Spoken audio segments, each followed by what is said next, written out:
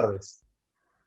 La ISP es una O fundación. IANC-ISP é uma federação de associações de fornecedores de internet da América Latina e do Caribe que vai de Ushuaia até Mexicali e está em 6 países: Argentina, Brasil, Colômbia, Equador, México e Paraguai. A nossa sede está na Casa da Internet no Uruguai.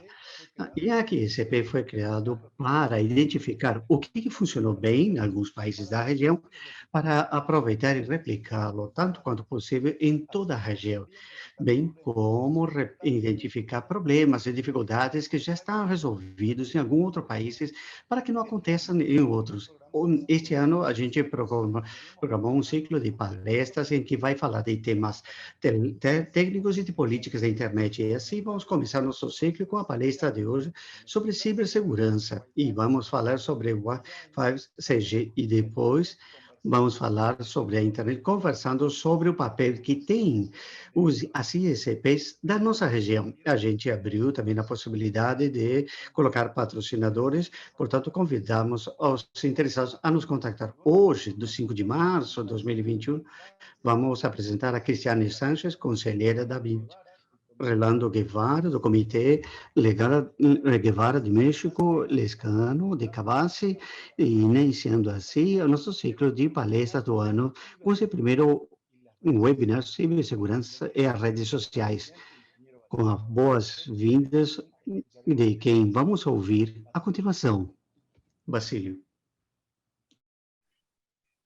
Olá, boa tarde a todos.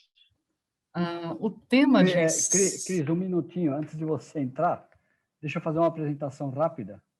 Desculpa, Basílio. Não, à vontade. O tema que nós vamos tratar hoje aqui, de cibersegurança,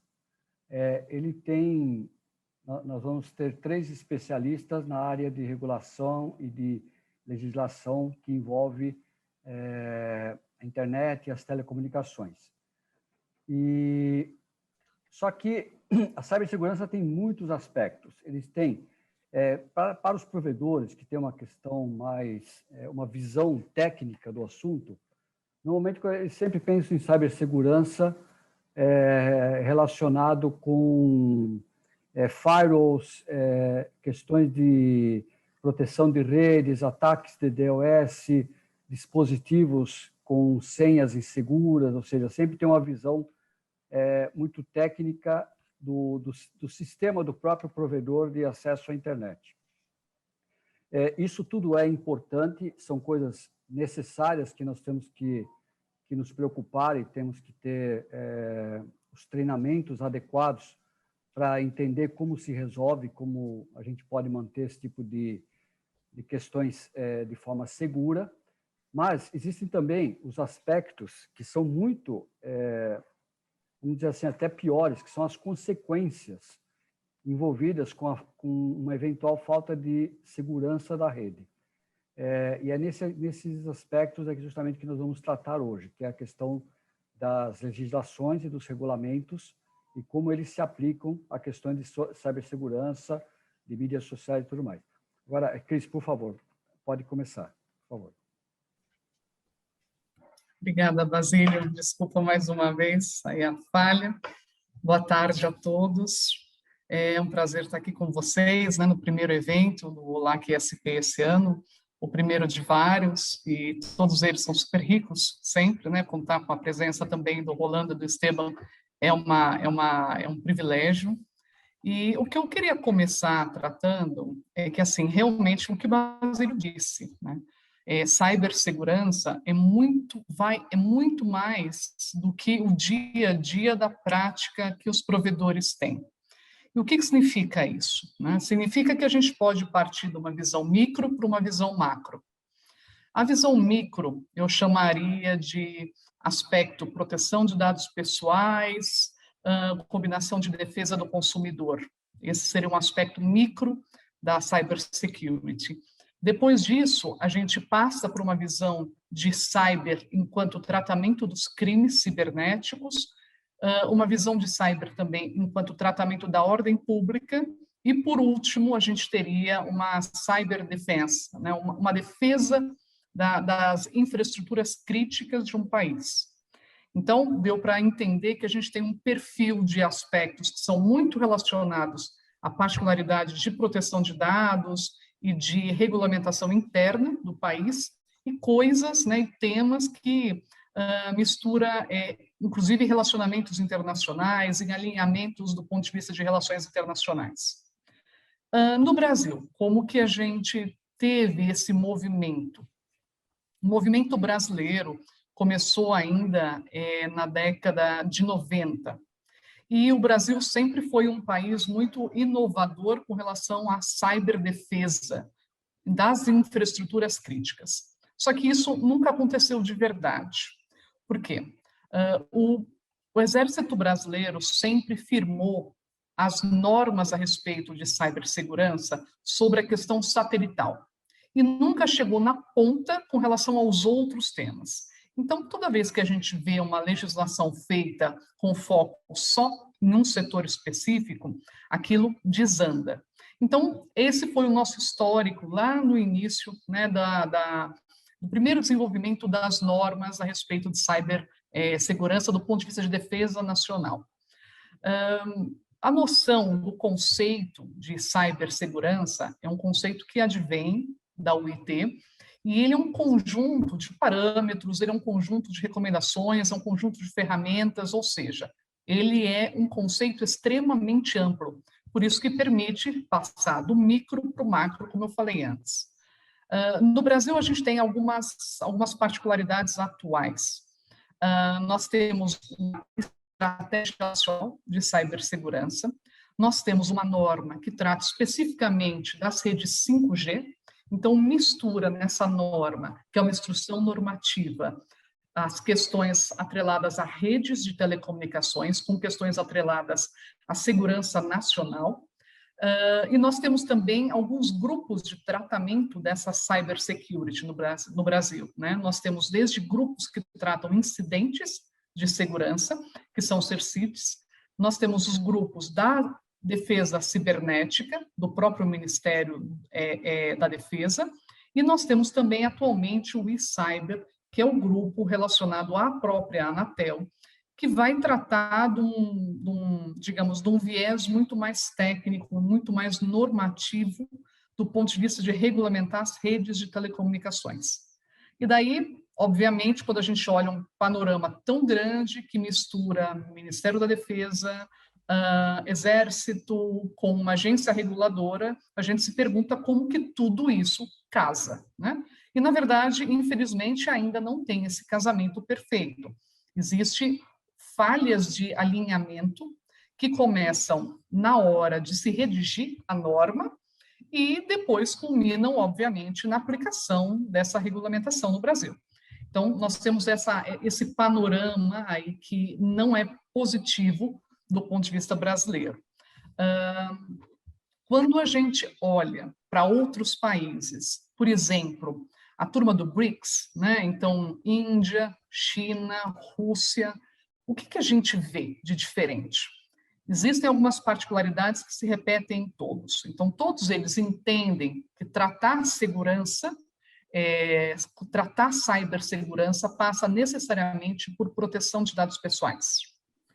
Só que tem algumas particularidades nesse ponto, que estaria dentro daquele universo micro. Países como Brasil e Índia entendem que a proteção de dados pessoais é um direito fundamental.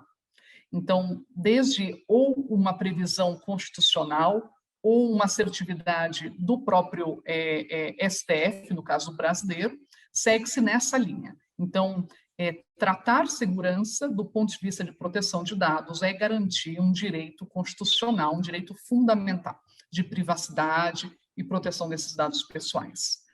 Existe um país diferente nesse sentido, que é a China.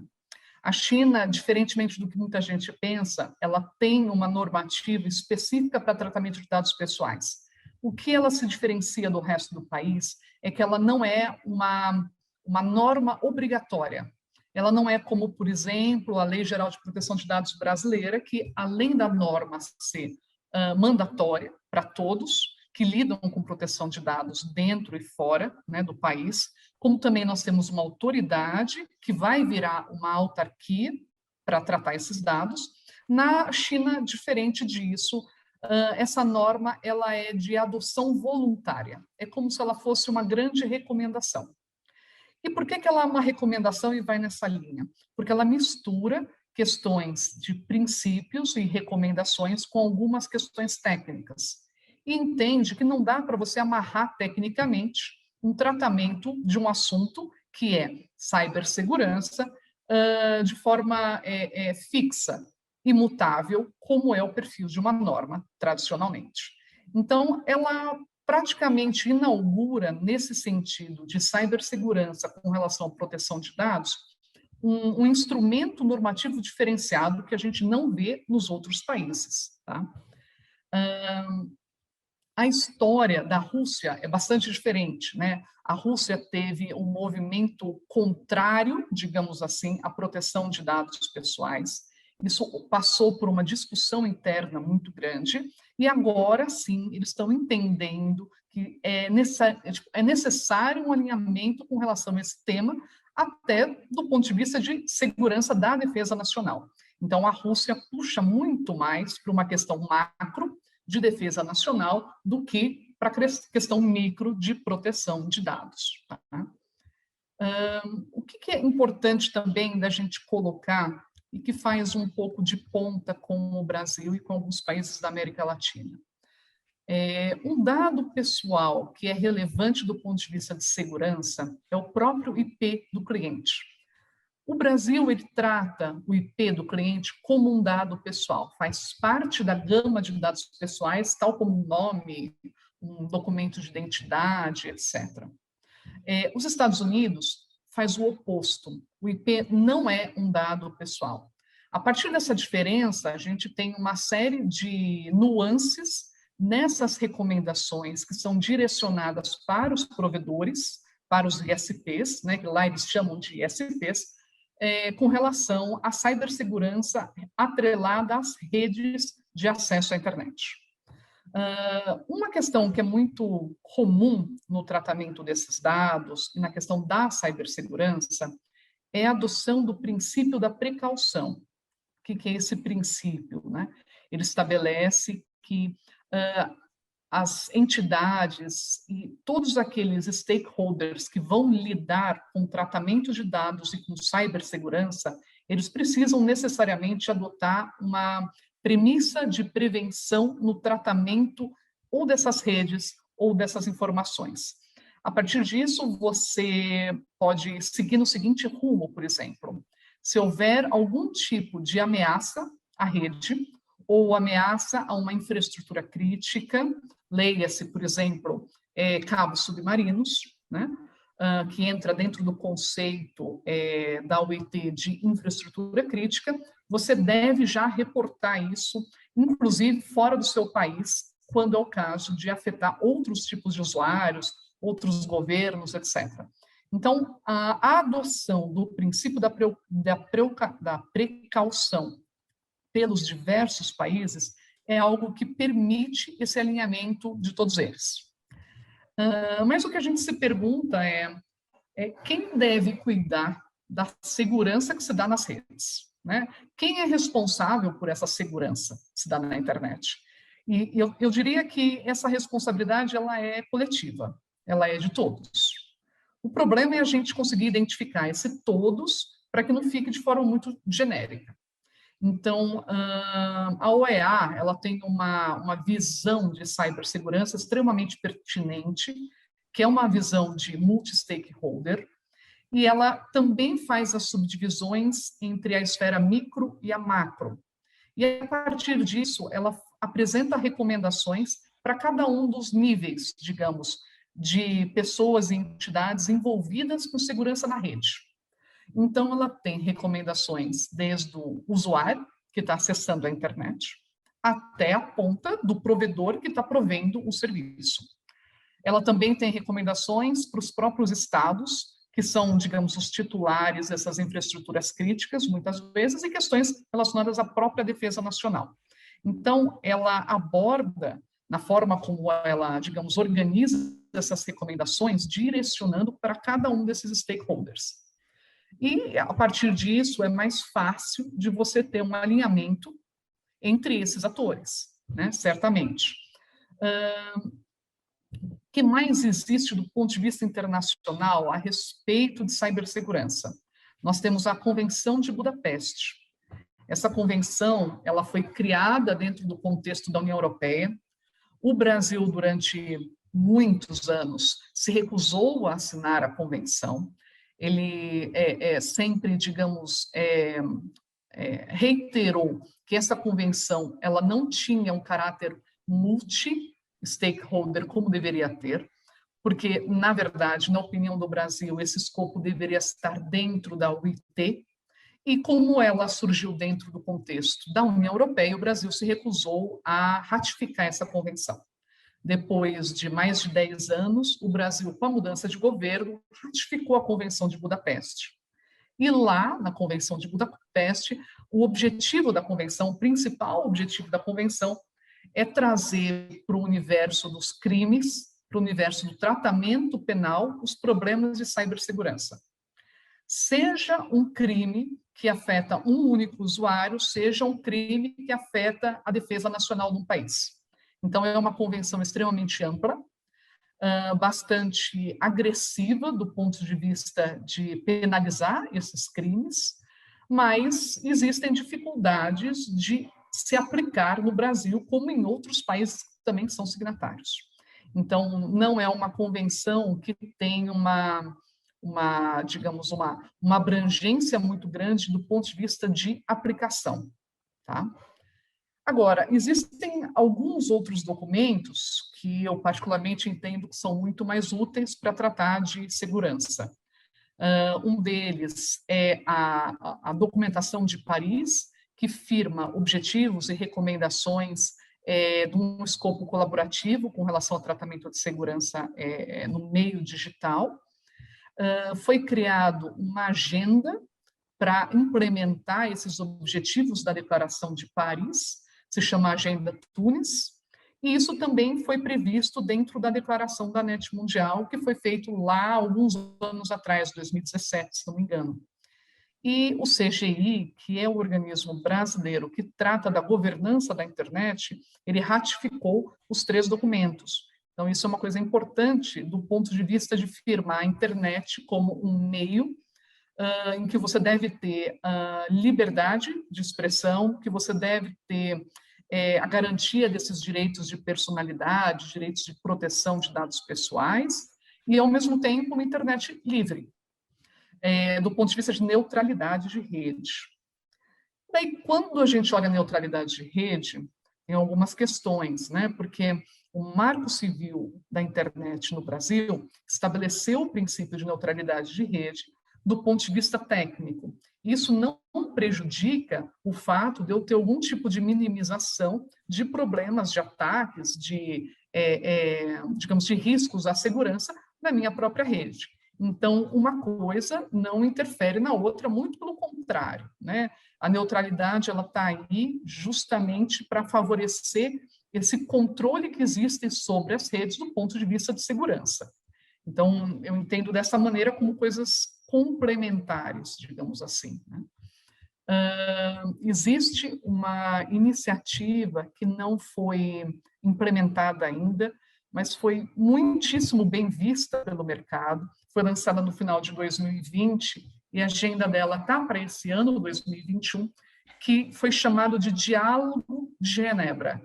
Esse Diálogo de Genebra juntou uma série de governos, a própria OIT, a própria OCDE, vários países, várias empresas de telecomunicações, inclusive, para tentar organizar, do ponto de vista institucional, recomendações gerais. Da mesma forma que a OEA fez lá atrás, o Diálogo de Genebra tem um escopo muito mais amplo e com muito mais parceiros.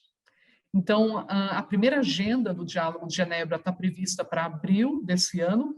Então, existe uma expectativa internacional de ser um fórum de discussão sobre cibersegurança extremamente rico, né?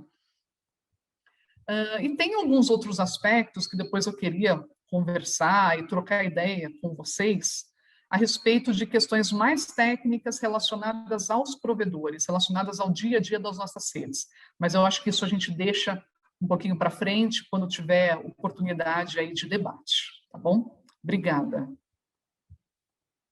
Obrigado, Cris. Gracias, Cris. Yo voy a dar la palabra a Rolando para que nos diga un poquito nos hable sobre la visión de él en México. Y ya estoy colocando una serie de preguntas que poder hacer, ¿no? Al final. Rolando, dale nomás. Muchas gracias, Basilio. Muchas gracias también a Rodolfo, agradeciendo siempre a la Federación de LAC-ISP, que agrupa a muchas asociaciones locales, nacionales de WIS, principalmente. En México nos toca hablar también en parte por la Asociación Nacional de Proveedores de Internet Inalámbrico, la WIS-MX.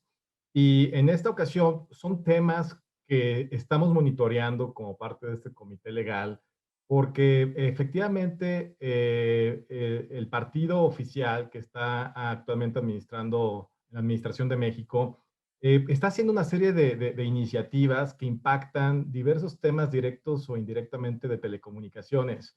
El primer acercamiento con esta idea de este foro de ciberseguridad y regulación de redes sociales tiene que ver precisamente con iniciativas de este partido oficialista Morena, en donde cada vez más están metiendo esta mano al tema del ciberespacio. Y aquí lo que tenemos que analizar nosotros como representantes también de proveedores de Internet es cuál es el impacto y cuál es la carga regulatoria que tienen precisamente estos proveedores. A veces puede ser un despropósito porque las agencias reguladoras no están con las funciones ni dedicadas para este trabajo. Estoy seguro que en el caso de Anatel en Brasil, hay ciertas zonas grises en las cuales la autoridad no puede tener tanta injerencia en el ciberespacio. Lo mismo pasa con, me quedé que era el Ministerio de Modernización en Argentina, ya nos corregirá Esteban, porque hay muchos cambios siempre en Argentina, pero en el caso mexicano, sabemos que es el Instituto Federal de Telecomunicaciones como un órgano regulador autónomo que tiene principalmente el mandato de los servicios públicos de telecomunicaciones que tienen esta categoría en México como servicios públicos, telecomunicaciones y radiodifusión, y también pues todo el tema relacionado con la explotación de recursos, como es el espectro radioeléctrico, sabemos, recursos también en materia de numeración, no tanto así sabemos de direcciones IPs, que esto lo hace en la Casa de Internet LACNIC, pero la pregunta es, ¿qué tiene que ver el tema de ciberseguridad? ¿Qué tiene que ver el tema del ciberespacio con un ente regulador que quizás no esté diseñado de inicio para estas funciones, ¿no? Ese sería uno de los primeros cuestionamientos. También analizar esto a nivel internacional. Las discusiones siguen todavía dándose. Cristiane ya nos adelantó algunas convenciones internacionales, como la Convención de Budapest, en el marco también de la UIT, de la Unión Internacional de Telecomunicaciones. Se han discutido algunos temas de ciberseguridad. A mí me gustaría hacer aquí un paréntesis. No hay que olvidar que la UIT en sus sectores tiene la división de radiocomunicaciones, de normalización y de desarrollo. Muchas de las actividades que nosotros estudiamos tienen que ver más quizás con el tema de desarrollo por los proveedores de Internet inalámbricos que tienen este alcance en zonas remotas. Y precisamente este año es la Conferencia Mundial de Desarrollo de Telecomunicaciones, en noviembre. Pero hay otras conferencias atrás que son muy importantes también para los temas de ciberseguridad, por ejemplo, en donde se discuten estos temas y aún no llegan a acuerdos. Puede ser, por ejemplo, la Conferencia Mundial de Normalización de las Telecomunicaciones, que por cierto se suspendió el año pasado por temas de pandemia. En este marco hay varias definiciones de lo que es ciberseguridad, desde un aspecto más técnico, desde la famosa triada de seguridad que tiene que ver con la disponibilidad, tiene que ver con la disposición, tiene que ver con la confidencialidad de la información que transita a través de las redes de telecomunicaciones. Hay muchos estándares técnicos también de seguridad. Sabemos que los protocolos que usan los concesionarios de telecomunicaciones cada vez más son protocolos basados en IP, y precisamente ahí radica y estriba también la seguridad de estas telecomunicaciones, el acceso a los datos. Esto más adelante seguramente lo explicará también Esteban. Tiene que ver con una situación conjunta en que los operadores de telecomunicaciones tienen que colaborar con las agencias de seguridad, porque en el caso mexicano, desde el 2014, en la Ley Federal de Telecomunicaciones y Radiodifusión, les obliga a colaborar con la justicia, a colaborar con ciertas situaciones con los operadores móviles, por ejemplo, en la geolocalización en tiempo real, o el registro de base de datos, que esto le toca a los operadores fijos en muchas de las ocasiones, a proveedores WISP, por ejemplo. No saben a veces que tienen esa obligación de registro de base de datos por si las pide alguna autoridad de seguridad. Y en el otro tema también tiene que ver con las intervenciones de comunicaciones, siempre mediante un juez de control, que eso también ha existido desde el pasado. Ahora, esto, por supuesto, en el caso mexicano también trae un antecedente, y aquí me parecería resaltar también importante un concepto que tenemos que manejar en estas situaciones, que es el concepto de geopolítica. Y no debemos de olvidar que las redes de telecomunicaciones, a final de cuentas, también tienen que ver con una situación regional. En el caso mexicano, desde el 2008, la iniciativa Mérida, que fue una iniciativa conjunta de Estados Unidos y México, donde se inyectó aproximadamente $2,000 millones para colaborar en temas de seguridad y para mitigar las acciones del crimen organizado. A partir de ese momento se empezaron a dar estos cambios en donde los operadores de telecomunicaciones cada vez más les fueron imponiendo cargas para tener justamente esta colaboración con las autoridades de justicia. Esto se va reflejando en el marco regulatorio que tenemos hoy en día y en diversas obligaciones que los concesionarios tienen que aportar, incluyendo en temas de investigación de delitos, entre otros. Eso por un lado. Por otro lado, el tema de ciberseguridad está en boga en nuestro país precisamente, y me parece también en la región, precisamente por el incremento de delitos y de conductas delictivas, mejor dicho, que pueden ser aquellos conocidos como ciberacoso, ciberataques, ciberespionaje, ciberbullying, cibergrooming, sexting, robo de identidad, ¿no? Campañas de desinformación, e incluyendo también los temas de fake news. Todo esto no es un tema directo de concesionarios de telecomunicaciones, queda claro, pero lo preocupante es que en las iniciativas que están dándose ahora en México, hay por ahí una iniciativa para reformar la Constitución, y no solamente tener la parte de seguridad nacional cubierta, que esto está desde el 2004 en nuestra Constitución, donde el Congreso tiene, por supuesto, facultades para regular al respecto. Cristiane ya nos platicaba algunos temas de cómo se ve la seguridad nacional en Brasil. Ahora el Congreso mexicano está proponiendo reformar la Constitución para agregar los temas de ciberseguridad, en específico la seguridad cibernética, y también con el argumento de protección de derechos humanos en el ciberespacio o en el ciberentorno. Entonces, me parece que la iniciativa, en principio, trae un alcance al mundo del ciberespacio, que ahí es donde tenemos que estar analizando también de manera crítica cuál es la posición de un regulador, cuál es la posición en el caso, por ejemplo, del Instituto Federal de Telecomunicaciones. Sabemos que ha habido ciertas iniciativas también, o ciertas recomendaciones del Consejo Consultivo del IFT. También aquí me parece claro, y esto hay que dejarlo muy preciso, que en la Ley Federal de Telecomunicaciones y Radiodifusión, que está vigente de 2014, no existe un concepto de ciberseguridad per se.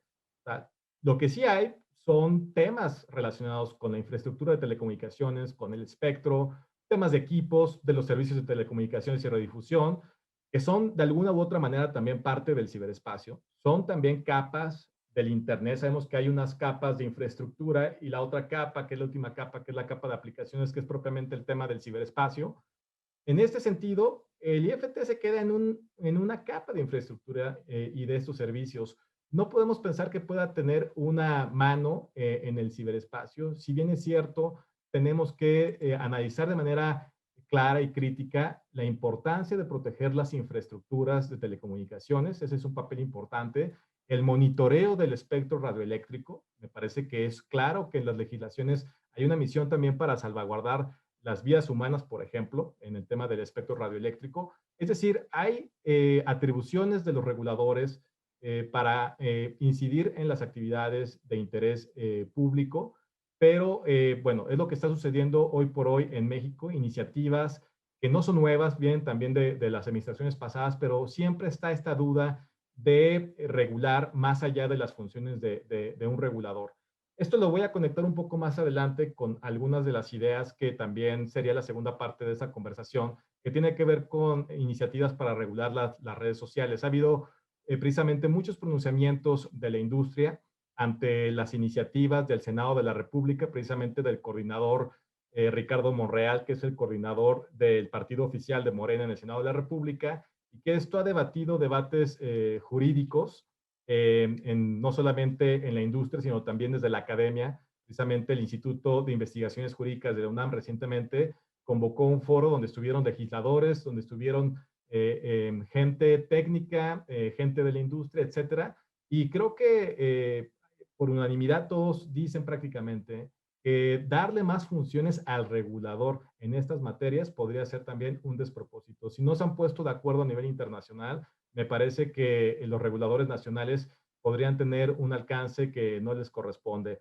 Esto, digo, además se está discutiendo a nivel mexicano si se desaparece o no al Instituto Federal de Telecomunicaciones. Desde hace ya también algunos meses hubo algunas iniciativas donde quedó la posibilidad de unificar a las agencias reguladoras de competencia económica, de reguladora de energía y de telecomunicaciones en una sola. Es decir, creo que ahorita el mar está muy revuelto, tenemos que precisamente analizar cuáles son las funciones de los reguladores y cuáles son las misiones que están buscando en materia de telecomunicaciones y de servicios principalmente. Yo por ahí lo dejaría en este primer acercamiento, Basilio, y la idea de regulación de redes sociales creo que también es otro tema que nos va a dar para más detalle más adelante.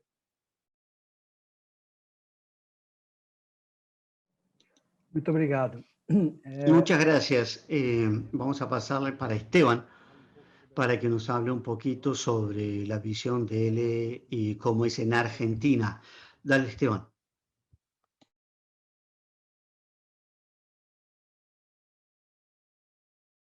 Muchas gracias, Basilio. Muchas gracias por la invitación a participar de este primer seminario del 2021 sobre un tema tan interesante como es el de la ciberseguridad. Gracias a Rodolfo también por la presentación.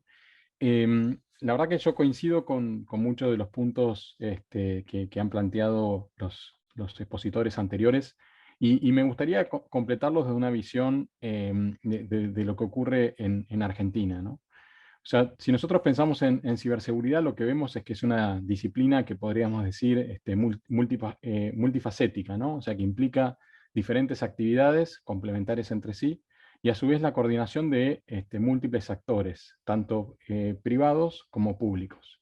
Si hablamos a grandes rasgos de la ciberseguridad, podemos hablar de estas actividades, es decir, la primera tiene que ver con la prevención, donde es decir, las actividades principales tienen que ver con la educación, la capacitación, la difusión de buenas prácticas, tales como no sé, la actualización del software, de las aplicaciones, el manejo seguro de las contraseñas, la administración de infraestructuras críticas, ¿no? con criterios de seguridad.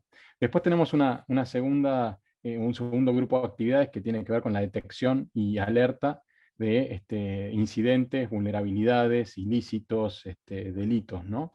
Y finalmente un tercer grupo de actividades que es lo que podríamos decir la persecución y el castigo de los autores de los ilícitos y los crímenes, ¿no? Y entonces dentro de esta tercera etapa tenemos actividades de investigación, tenemos actividades de resguardo de evidencia digital, tenemos también lo que es el tratamiento justamente de información personal, tanto de víctimas como de actores.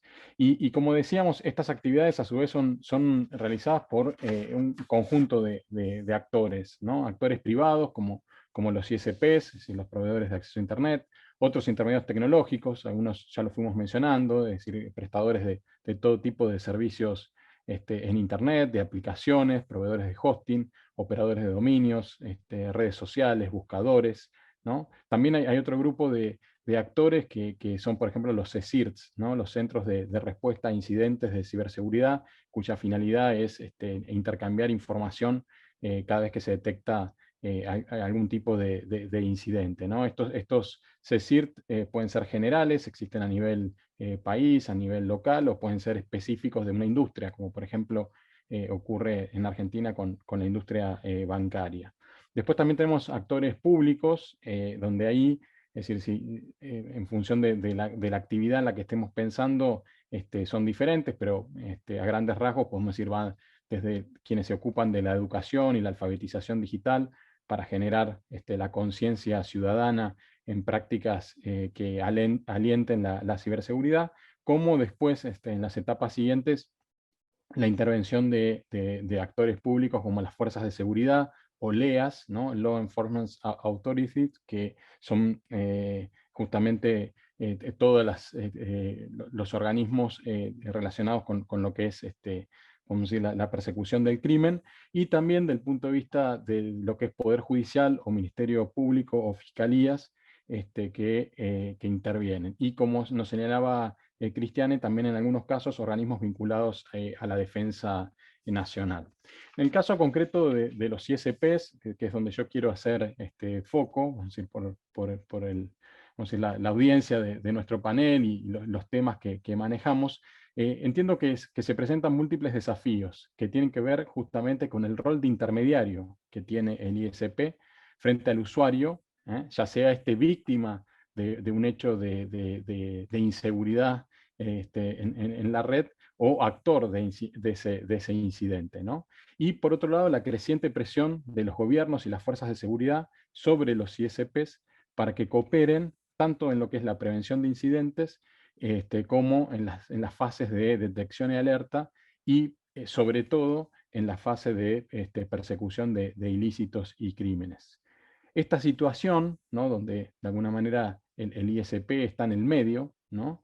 Lleva a que muchas veces el ISP deba discernir entre diferentes derechos constitucionales que se encuentran en juego, ¿no? Como por ejemplo la obligación de respetar la confidencialidad de las comunicaciones, esto es la privacidad del usuario que nos contrata al servicio, ¿no? Incluyendo información como sus datos de identificación, es decir, datos personales, datos filiatorios, los datos de domicilio, el tiempo de conexión, no sé, los consumos que hizo del servicio, y por otro lado, en lo que es la obligación de cooperar con las fuerzas de seguridad en el esclarecimiento de hechos ilícitos y delitos cometidos con el empleo de la tecnología, ¿no? Entonces vemos ahí una tensión permanente y cada vez mayor, donde el ISP y otros intermediarios tecnológicos quedan en el centro, ¿no? Entre vamos a decir, derechos de los usuarios, ya sea usuario víctima o usuario que comete el ilícito, y por otro lado, vamos a decir, lo que sería el interés de la sociedad en cabeza de las autoridades públicas de lo que es la persecución y, vamos a decir, y el castigo del delito, ¿no? También existen tensiones al momento de la aplicación de sanciones, ¿no? Entonces vemos que a veces autoridades judiciales o administrativas, de acuerdo a sus competencias, disponen, por ejemplo, bloqueos de cuentas, bloqueos de aplicaciones, de URLs, o incluso de dominios de Internet, ¿no? Y entonces esas autoridades públicas exigen a los ISPs, vamos a decir, cooperar para la ejecución de esas medidas. Y lo que vemos es que muchas veces las medidas son de imposible cumplimiento técnico o incluso han sido dictadas sin prever los alcances reales de esas medidas, ¿no? Yendo mucho más allá de lo que la autoridad está facultada para decidir, o afectando a una mayor cantidad de usuarios que los que están directamente, vamos a decir, involucrados como actores de un hecho ilícito, ¿no? Entonces, desde ese punto de vista, y nosotros lo conocemos bien, sabemos que no es lo mismo el bloqueo de una cuenta de usuario, de una URL o de una dirección IP, ¿no? En términos de posibles alcances de una medida de bloqueo. Pero esto que por ahí para nosotros, como estamos en el rubro, es tan sencillo, cuando lo vemos las autoridades judiciales o las autoridades de Ministerio Público o fiscalías no lo tienen tan clara, ¿no? En Argentina estos dilemas son corrientes. Y si bien podemos decir que los pedidos de las autoridades públicas han ido mejorando en cuanto a precisión y alcance, no dejan de existir este tipo de conflictos, ¿sí? Y otro conflicto que también existe, que es bueno destacar, es que siendo Argentina un país de orden federal, donde conviven un orden, digo, creo que, bueno, Brasil pasa lo mismo y México lo mismo. También tenemos una situación en la cual a veces hay decisiones emitidas por jueces locales que afectan garantías, vamos a decir, federales, ¿no? O sea, Internet, como todo medio de comunicación, en Argentina es de naturaleza y jurisdicción federal, pero ocurre, ¿no?, que un juez por ahí toma una medida, por ejemplo, en un tema como juego de azar, o sea, los juegos de azar son de competencia provincial, y emite una orden de bloqueo sobre un sitio de Internet que excede, o sea, ese bloqueo lo que hace es deja al sitio de Internet sin poder ser accedido y de alguna manera va más allá de sus competencias en materia local, ¿no? Entonces ahí hay todo un problema. ¿Y por qué lo planteo? No por una discusión jurídica, sino porque el ISP que está en el medio recibe la orden y tiene que decidir si cumple, no cumple, si la orden corresponde o no corresponde, es decir, poniendo al ISP, vamos a decir, en una situación muy, muy incómoda de análisis jurídico de las normas y de derechos constitucionales involucrados, ¿no? En el caso de Argentina también les quería comentar que hace unos años existió un caso paradigmático de origen legislativo, en el cual el Congreso Nacional aprobó una ley que obligaba a todos los ISPs a conservar los datos de tráfico de sus usuarios por 10 años. El objetivo de la ley era justamente facilitar las investigaciones judiciales para el esclarecimiento de posibles delitos que hubiesen utilizado Internet o otros servicios de tecnologías de la información y las comunicaciones. Esta ley, que fue aprobada por el Congreso, respondía, vamos a decir, a un reclamo de mayor seguridad ciudadana por parte de la sociedad. Fue conocida en la opinión pública como la ley espía, ¿no?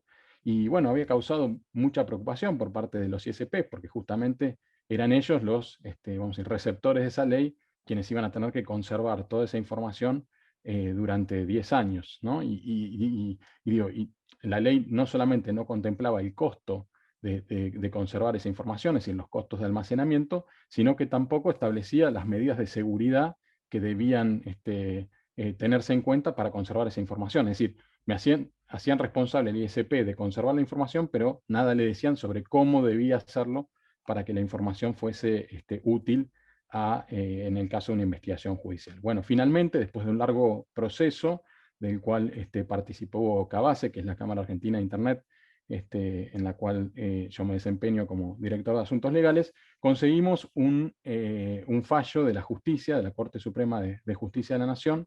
Es el fallo Alavi, es un caso muy importante en Argentina, que declaró la inconstitucionalidad de esta ley, justamente porque los jueces entendieron que guardar toda esa información violaba la intimidad, violaba la privacidad de los usuarios, ¿no? Y que además no estaban dadas las garantías para, o sea, no había garantías suficientes que salvaguardaran el adecuado uso de la información recolectada, ¿no? Entonces, digo, hoy en Argentina, digo, este tema, podemos decir, los ISPs tienen la obligación de cooperar con las autoridades, pero no hay un plazo legal para conservar esa información, ¿no? Nosotros ahí entendemos que deben aplicarse criterios como los que existen en Europa, donde la información solo se conserva el tiempo necesario, el tiempo estrictamente necesario para brindar el servicio o facturarle al cliente, es decir, poder cobrarle por ese servicio, o resolver algún reclamo que el usuario pueda tener por el servicio. Ahora, agotados los plazos de reclamo, agotados los plazos de facturación, es decir, por plazos generales de prescripción, esa información no hace falta, vamos a decir, nadie está obligado a conservarla, ¿no? En este sentido, no tenemos duda que los datos que se generan al utilizar Internet en los diferentes servicios, aplicaciones y redes sociales son datos personales que deben ser salvaguardados en protección de la intimidad de sus titulares. Esto, como salió en las exposiciones anteriores, incluye los datos de geolocalización, ¿no? Ya cuando Rolando habló de en tiempo real, ya hasta me preocupó, ¿no? O sea, digo, ya el dato de geolocalización es un problema, si encima es en tiempo real, digo, son dos problemas, ¿no? Y que dicho sea de paso, que tanto se pusieron de moda con la pandemia del coronavirus, ¿no? como datos para poder traquear los contagios, ¿no? y la difusión del virus, ¿no? Entonces digo, esto es importante. Ahora no hay duda que son datos que deben ser protegidos, ¿no? Después, por otro lado, los ISPs y las asociaciones que los representamos, entendemos que tenemos la obligación de cooperar con las autoridades judiciales y de seguridad pública de nuestros países, en el esclarecimiento de los ilícitos que se deben, que están investigando, pero que esta cooperación debe darse en el marco de reglas procesales claras, que salvaguarden los derechos constitucionales que estén en juego de las personas involucradas, ya sea como actores o como víctimas o victimarios, y en ningún caso, esto es muy importante, se debe hacer responsable al ISP o a cualquier otro intermediario tecnológico por los ilícitos cometidos por los usuarios mediante el uso de Internet. Este principio nos parece un principio general que debería ser receptado por todas las legislaciones como salvaguarda de los derechos del usuario. Asimismo, otro principio general es el de no imponer a los ISPs o a cualquier otro intermediario tecnológico el deber de vigilar las acciones de los usuarios en la red, ¿no? Evitando así convertir a los intermediarios en policías de la red o policías de la actividad de los usuarios.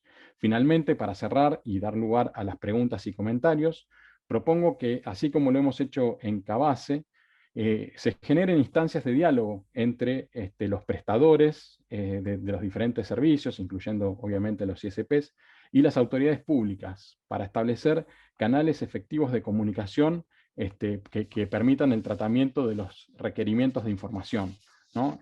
Algo así a como funcionan los NOCs de servicio técnico 7x24, bueno, generar mecanismos vamos a decir, de intercambio de información frente a un ilícito, siempre obviamente dentro de las normas procesales que resulten aplicables. Y el otro aspecto en el cual se puede trabajar, y mucho con las autoridades públicas, es en consensuar los formatos de pedidos y entregas de información.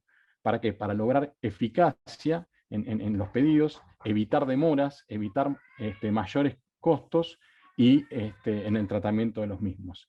En este sentido, y como cierre, nosotros lo que vemos es que la generación de confianza entre actores privados y públicos es una herramienta fundamental para contribuir a la ciberseguridad y su resguardo. Así que bueno, estas son las palabras para empezar. Quedo a disposición después para consultas o comentarios. Muchas gracias. Obrigado, Esteban. Gracias, Esteban.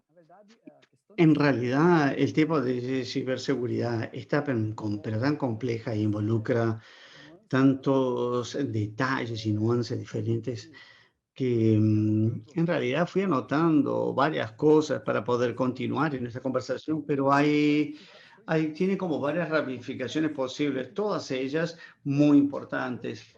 Entonces, agarrando algunas palabras que tú hablaste sobre el formato del suministro, de cómo vamos a entregar los datos, eso me parece muy importante. Aquí en Brasil tenemos un problema me parece que es de Brasil, no sé, ustedes me dicen si me aclaran sobre los países de ustedes, que es el tema de tenemos que mantener la conexión de los usuarios durante los logs de la conexión, ¿no? La obligación nos obligan a mantener, creo que es un año, algo así, no sé, Cristian me corrige cuál es el tiempo, pero tenemos un problema que es, tenemos legislaciones diciendo que solo podemos dar los datos de conexión, quién estaba conectado en cierto IP, en cierta hora, en cierta puerta, mediante una orden judicial.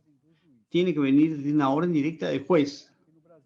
Y acá en Brasil pasa que los comisarios de policía, los investigadores, se creen en el derecho de venir y exigir sin el pedido del orden judicial y llegan hasta a dar orden y querer acusar de meter en la cárcel al que no quiera dar sin la orden. Y en realidad los proveedores de Internet quieren colaborar y tenemos todas las mejores intenciones de colaborar y evitar que hayan crímenes en la red, de cualquier tipo de crimen, pero también estamos en ese mediocampo, en la mitad de la cancha entre la autoridad que quiere el dato y el propio usuario que puede ponernos a un proceso judicial si rompemos el sigilo de la conexión que tuvo, sin un orden judicial. Y entonces yo querría que Cristian nos explicase un poquitito cómo es el tema en Brasil en más detalle. Y después Rolando y Esteban nos hablen un poquito cómo pasa en los países de ustedes. Cristiane. Sí, Basilio, ese asunto se discute hace mucho en Brasil, incluso hasta así todavía tenemos problemas. Acá en Brasil tenemos el marco civil de Internet que divide qué es un proveedor de conexión, los ISPs, y lo que es un proveedor de aplicación como Facebook, ¿no? Etcétera. Entonces, para los de conexión, la regla es 1 año de guardar los logs y solamente puede transmitir a una autoridad cuál es el histórico de los logs del cliente si hay una orden judicial, como lo dijo Basilio. En la práctica, las autoridades tienden a abusar haciendo el uso de algunas normas que están distribuidas por ahí. Porque normas de lavado de plata, normas de organización criminal, algunas normas específicas que tratan sobre crímenes específicos y que le dan un poder más grande a la autoridad de la policía. Y entonces la policía abusa mucho esa herramienta, que de hecho está así en la ley, para sobrellevar una ley superior. Y ahí entonces empiezan las discusiones. Para hacer una comparación, los proveedores de aplicaciones tienen que mantener también esos registros por 6 meses. El plazo es más chico.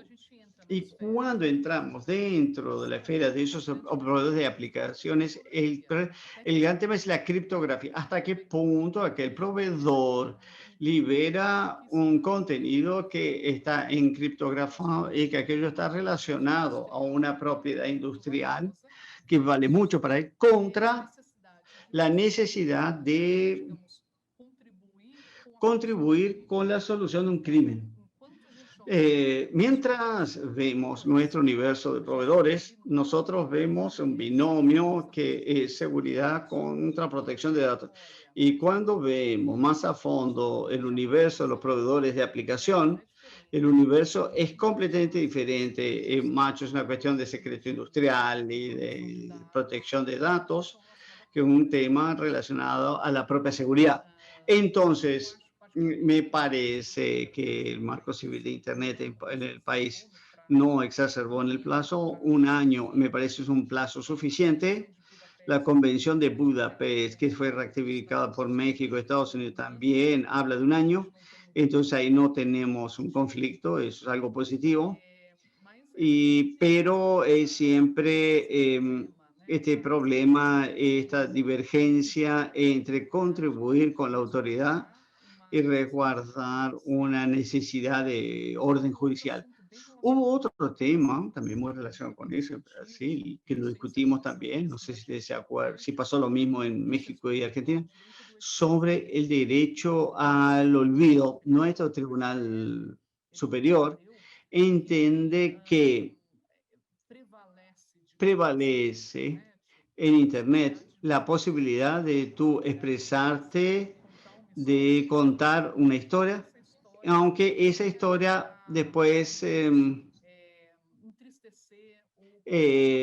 causar algún tipo de malestar en alguien. Entonces el tribunal entiende que un derecho al olvido está fuera de nuestra legislación y prevalece entonces esa libertad de la expresión dentro de la red. Entonces hay temas que están relacionados y todo está relacionado a un mismo receta de discusiones, sobre todo en los últimos 2 años.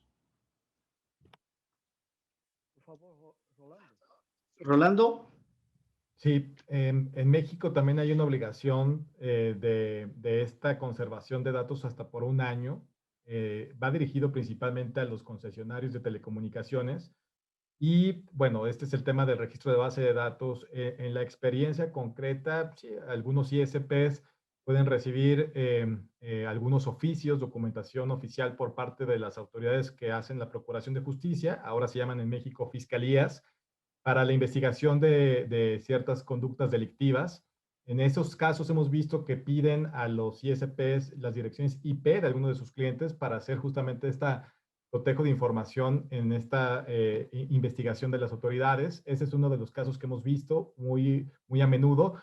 Evidentemente para los temas de geolocalización, y ya lo que decía Esteban, en tiempo real, que es otro añadido también bastante crítico, pues esto aplica principalmente pues, para los operadores móviles. Ahora, el principio es que nadie puede dar nada de información si no recibe un mandamiento escrito por la autoridad facultada. Aquí es lo que decía hace un momento, las autoridades de seguridad, o en el caso de justicia, pues un juez de control, un juez que está precisamente autorizado para poder solicitar esta información. Si no hay este mandamiento, que ahora se ha sofisticado con plataformas electrónicas, en teoría no se puede dar nada de información. Y este punto es importante porque aquí se aplica no solamente al universo de concesionarios, de autorizados, que en México por autorizados son las comercializadoras, que no propiamente no tienen red, que pueden ser virtuales. Y por el otro lado también aplica esta obligación a los proveedores de aplicaciones, que ya lo mencionaba Cristian, y a proveedores de contenidos. Entonces el universo es más amplio.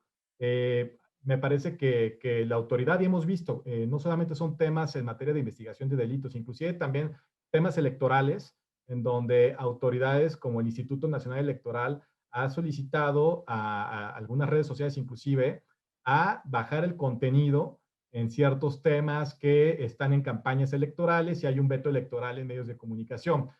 El INE menciona, la Autoridad Electoral menciona en México que no está dirigiéndose a las empresas de aplicaciones, en este caso empresas como Twitter, Facebook, etcétera, sino que se está dirigiendo al propio partido político para que baje su cuenta o para que de alguna manera, si no hace caso el partido político, el propio proveedor de aplicaciones pueda cancelar esta cuenta. Y hemos visto en el tema electoral también, pues esto recientemente en Estados Unidos.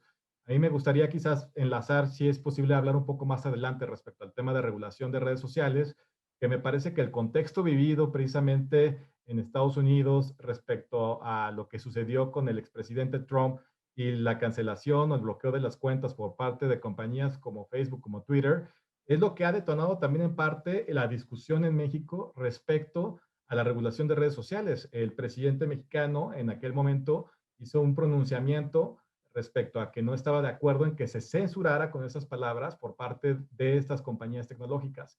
De ahí parte mucho también en la coyuntura política el tema no solamente de ciberseguridad, sino también el tema de regulación de redes sociales. Por favor, Esteban. Esteban, por favor.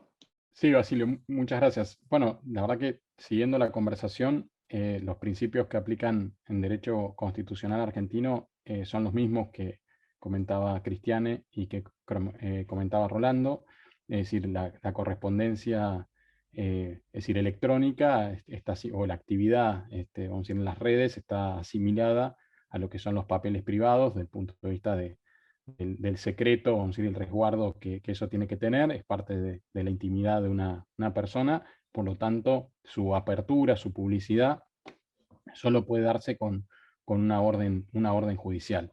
Lo que nosotros vemos, y que muchas veces es un reclamo de la sociedad, por lo menos en Argentina, es que es decir, esos procedimientos judiciales son lentos, la justicia tarda en actuar, y además nos ha pasado en casos concretos donde las fuerzas policiales que tienen que hacer la primera investigación o incluso vamos a decir, evitar es decir, la actividad preventiva, ¿no? O sea, evitar que se cometa el ilícito, es decir, no pueden esperar, vamos a decir, en los tiempos de la justicia, ¿no? Entonces, en ese sentido, y sin violar ningún derecho, son muy buenos estos mecanismos de coordinación de información, donde a veces lo que hacemos es, llega el pedido, aun cuando no esté en la orden judicial, el ISP lo empieza a preparar, no lo entrega, lo empieza a preparar, y cuando está la orden judicial lo entrega, ¿no? Entonces es una forma de por lo menos resguardar la evidencia, o sea, algo que no se pierda, es decir, no sé, en las horas por ahí o los días que pueden transcurrir entre el pedido del que está ahí encima del tema y que lo tiene que resolver, vamos a decir, y la orden judicial que lo habilita. Y bueno, si la orden judicial no llega, la verdad que esa información no se entrega. Y digo esto porque es muy importante justamente ponerse en el lugar del que está investigando el caso o el que está persiguiendo el delito, donde muchas veces nos ha pasado con temas de, no sé, de abusos infantiles o temas de secuestros, o sea, digo, hay temas donde realmente son de vida o muerte y entonces los plazos son todos muy, muy cortos, ¿no? Entonces, creo que ahí el camino, como yo les decía, es generar confianza entre los actores. Digo, si a mí, por ejemplo, si yo tengo un punto focal del lado del ISP, pero también tengo un punto focal, y ahora explico qué es, digo, del lado de la autoridad pública, es decir, un referente de confianza, yo sé que todo lo que venga de ese referente de confianza va a estar de acuerdo a derecho y va a estar de acuerdo al procedimiento. ¿Por qué? Porque ya nos pusimos de acuerdo que hay un procedimiento que vamos a seguir, que ese procedimiento va a cumplir con la normativa aplicable y que va a requerir la orden judicial, ¿no? Entonces eso le da confianza al ISP de quién le está pidiendo, que no se lo están pidiendo, vamos a decir, de manera ilegal, y del otro lado genera la confianza de que el ISP va a guardar, o sea, va a hacer lo que pueda para asegurar la evidencia, va a asegurar la información, ¿no? Entonces esto me parece que es central. Y en cuanto a lo que decías, Rolando, de las redes sociales, sí, el año 2021 en el que estamos es un año electoral en Argentina, así que también como que esperamos que se reaviven algunos proyectos de ley del pasado que por ahí buscaban poner el acento, ¿no? Vamos a ir en los intermediarios, como, de alguna manera, como actores que pueden no sé, controlar, usamos esta palabra, el discurso en Internet, ¿no? Y la verdad que eso es muy malo para la libertad de expresión y es muy malo por la carga, vamos a decir, que se genera sobre el intermediario, ¿no? Donde, como decíamos, terminan convirtiendo al intermediario, no importa la función que cumpla, digo, sea ISP, sea red social, sea una plataforma de mensajería instantánea o sea una plataforma de comunicación, en vamos a decir, un policía de la red. Nosotros a veces usamos el término del sheriff de Internet, ¿no? Donde ese sheriff tiene que estar definiendo, es decir, qué información circula y qué no, lo que nos parece que es totalmente contrario a la garantía que todos tenemos de expresar nuestras ideas a través de cualquier medio sin ningún tipo de censura ni de restricción, ¿no? Sim, uma coisa que foi falado já na primeira Algo que ya fue dicho en la primera presentación que hizo Esteban sobre el tema es que el proveedor no puede ser responsabilizado sobre lo que los usuarios están haciendo en la red. Que eso ya está definido, inclusive en el marco civil. El CGI tiene justamente un capítulo que es uno de los rubros que dejan claro que el proveedor de Internet, las redes, no son responsables por lo que está pasando por la red. Y además, lo que está directamente relacionado con eso es lo que tú acabaste de decir, Esteban, es que el proveedor no tiene que ser el policía de lo que está pasando por la red, no tiene que quedar estudiando, investigando el contenido de lo que pasa por la red. O sea, eso siempre, dos puntos fundamentales que hace muchos años siempre respetamos. Y de hecho, lamentablemente, este año pasado notamos que, sobre todo, grandes grupos, inclusive estadounidenses, que teóricamente deberían ser liberales y garantizadores de la libertad, que ya defendieron en el pasado esa libertad de la red, esos mismos adoptaron una cosa que me pareció muy peligrosa, inclusive para ellos mismos, de querer ser los policías del contenido de la red, investigar y estar estudiando lo que dice cada uno, que dice qué. Y hemos visto personas que hacen blogs y cosas de ese tipo. Hay palabras que están prohibidas. Si la persona usa ese conjunto de palabras o una palabra en su presentación, en su blog, parece está arriesgado a ser censurado así de primano o recibir un sello de que no tiene comprobación científica. Hay una serie de, hay una proliferación muy grande de fake news, eso lo sabemos, claro, pero me parece muy peligroso que los grandes grupos de medios sociales hayan entrado en esa función de querer ser policías de lo que se dice y no se dice en las redes. Se colocaron en una posición de censores y me parece que con esto se están arriesgando a tener leyes reguladas, de regulación, tanto de los países que internacional. Me parece gravísimo lo que están haciendo. No nosotros no estamos involucrados los proveedores porque somos el lado del acceso, estamos llevando el usuario hasta el Internet.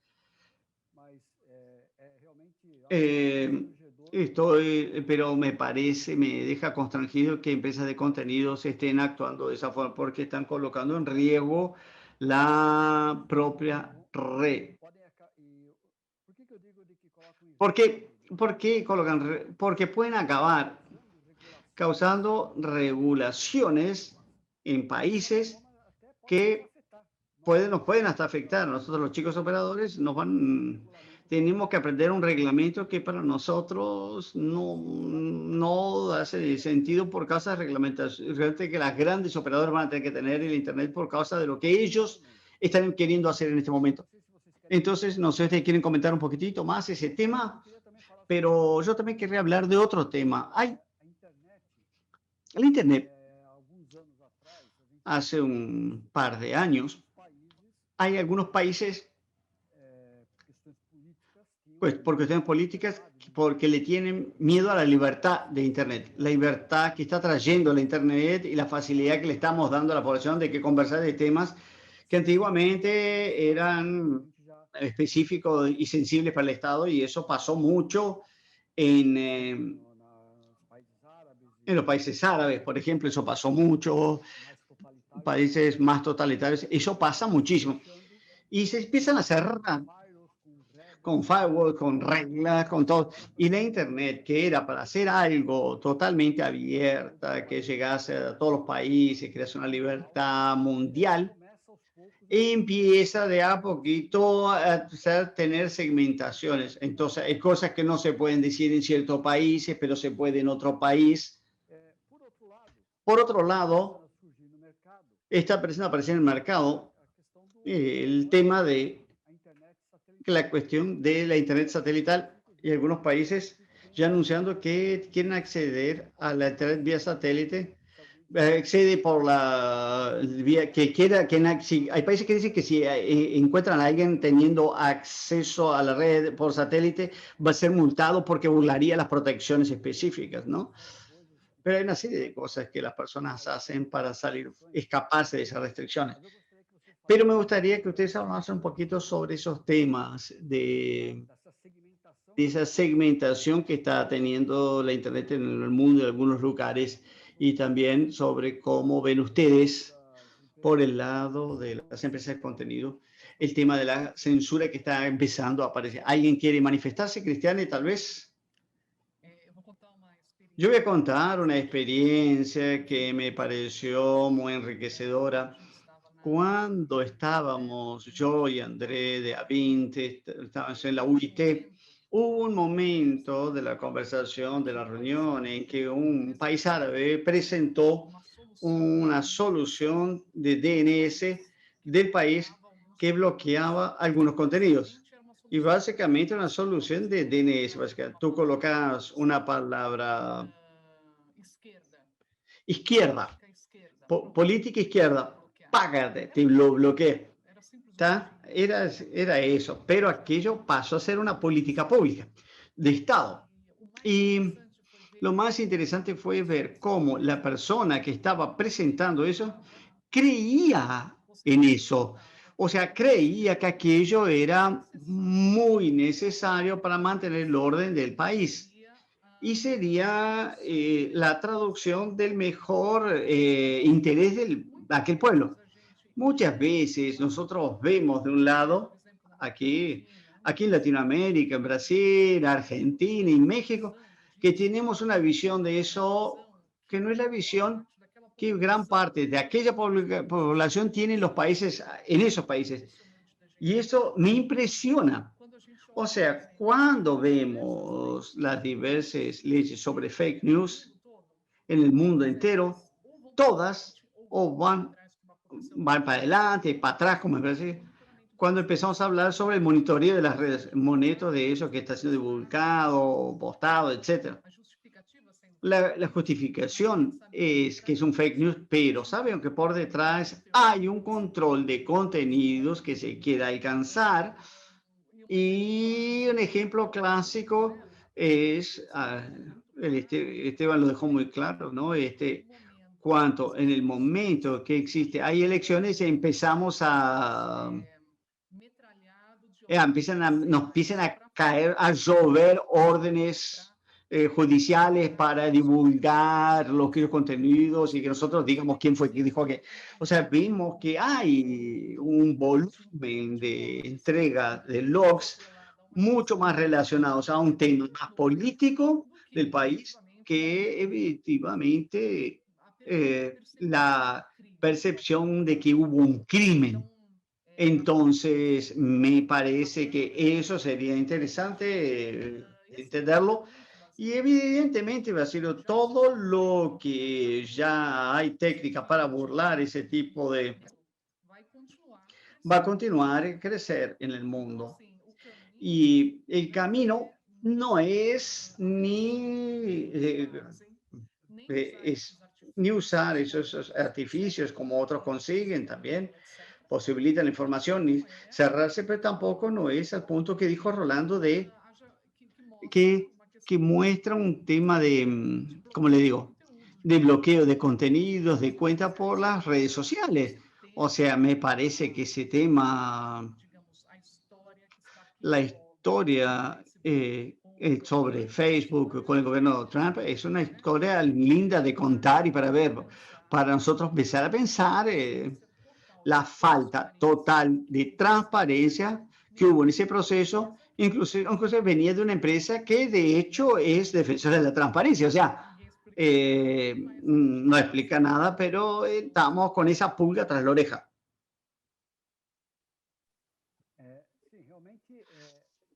Sí, es algo que nos sorprende y yo tuve muchos contactos con las grandes empresas, con Google, con la gente de Facebook y tratando diferentes asuntos y siempre vemos que tuve la sensación de que son empresas muy abiertas, muy democráticas y asusta mucho esa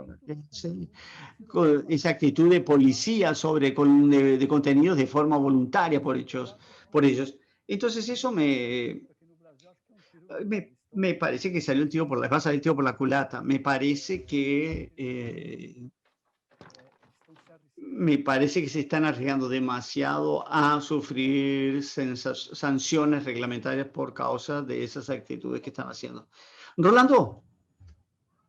Sí, gracias, Basilio. Y también en línea de esta información que estamos comentando ahorita, de estas tentaciones respecto al bloqueo de servicios de aplicaciones de contenidos, voy a leer poquito, nada más una parte de la justificación del contenido de la iniciativa del senador Monreal, del coordinador de senadores del partido oficial en México, porque justamente dice que la propuesta es reformar, y aquí toca el tema de telecomunicaciones, porque es reformar la Ley Federal de Telecomunicaciones y Radiodifusión, y dice él, a efecto de establecer las bases y principios generales de la protección a la libertad de expresión en las redes sociales. Estamos viendo aquí la problemática. Así como dotar al regulador de telecomunicaciones de atribuciones necesarias con el fin de que pueda garantizar el ejercicio de este derecho humano, ¿no?, en el ciberespacio y establecer límites claros a los propietarios de las mismas respecto de la suspensión y eliminación de cuentas, aportando supuestamente a la seguridad jurídica de usuarios y prestadores de servicios.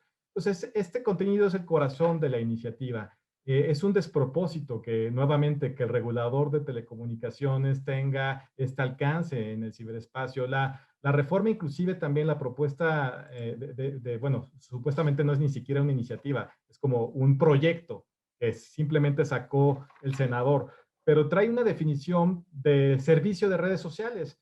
Lo define, en esta definición puede entrar todo, porque menciona que es un servicio ofrecido a través de Internet, cuya funcionalidad principal es difundir dentro de la plataforma información generada por sus propios usuarios, como texto, datos, voz, imágenes, video, música, sonidos o combinación de las anteriores, con la finalidad de informar, entretener o educar. Bueno, aquí puede caber no solamente estas aplicaciones relevantes que les llaman, sino cualquier página de Internet, ¿no?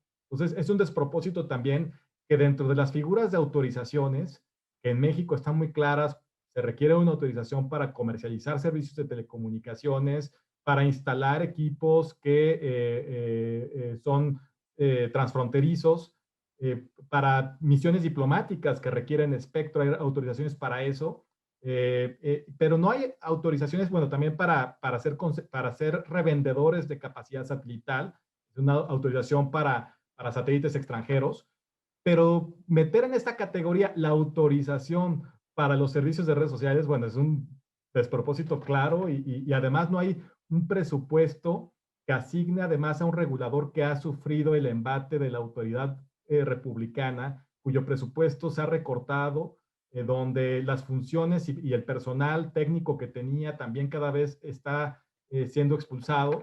Y de alguna manera el IFT también está con la guillotina, porque está pretendiéndose también desaparecer desde hace mucho tiempo. Hay varios amagues de desaparecer a este regulador que no hay que olvidar que en México es un organismo constitucional autónomo.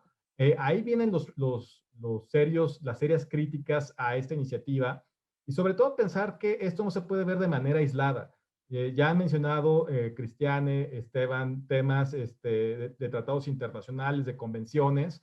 Específicamente, si quieren hablar de derechos humanos, pues México es parte, al igual que Brasil, al igual que Argentina, de la Convención Americana de Derechos Humanos, el famoso Pacto de San José, y el artículo 13 de esta convención nos habla precisamente de la prohibición de la censura previa. Eso también está en nuestra Constitución mexicana. Entonces, la libertad de expresión tendrá, sí, ciertos límites, pero tenemos que pensar en que hay siempre este principio de responsabilidades ulteriores.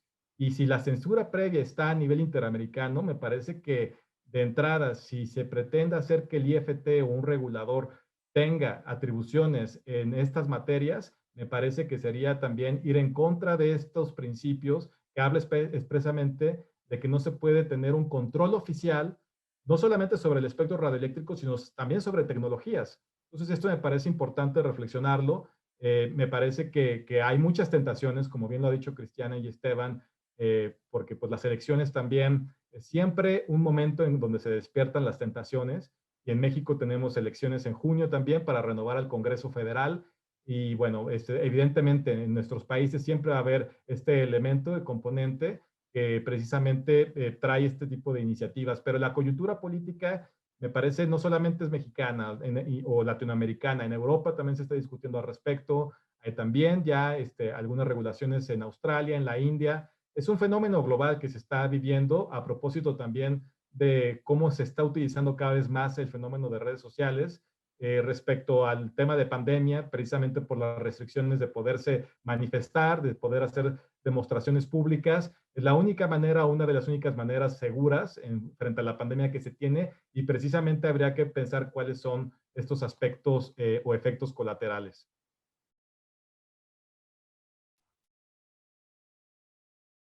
Por favor, Esteban, por favor. Esteban. Sí, sin duda, digo, adhiero a lo que estábamos conversando, digo, en especial a este riesgo que es real de fragmentación de Internet, ¿no? Y esa fragmentación es importante considerarla no solo a nivel internacional, con ciertos países que son, vamos a decir, totalitarios o menos, vamos a decir, garantistas de los derechos humanos, como por ejemplo la libertad de expresión, sino también a nivel interno de cada uno de nuestros países, ¿no? Donde a veces aparecen regulaciones locales o regulaciones provinciales.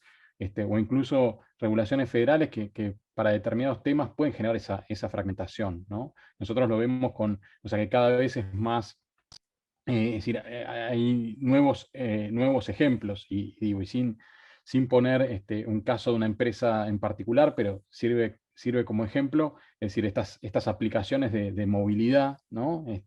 Bueno, que son, en algunos países son consideradas, que quedan bajo lo que es una autoridad local de una determinada ciudad. Entonces puede ser que estén habilitadas en una ciudad para operar, pero no estén habilitadas en la ciudad de al lado. Entonces cuando en la ciudad de al lado donde no están habilitadas sale una orden de restricción y de bloqueo, esa orden de restricción en realidad no se limita a esa ciudad, porque Internet, digo, no tiene fronteras, o sea, uno no puede distinguir el alcance de la medida, ¿no? Entonces, digo, se dan como estas situaciones de fragmentación de Internet, no solamente a nivel internacional, sino dentro de nuestros países y producto, vamos a decir, del juego de competencias y jurisdicciones, tantos a nivel legislativo como a nivel jurisdiccional, ¿no? Así que digo, creo que ahí ese es un tema sobre el que hay que siempre poner mucha atención al momento de plantear, por ejemplo, un proyecto de norma, o incluso los jueces deberían tener atención al momento de dictar una sentencia sobre cualquier tema que pueda impactar sobre Internet.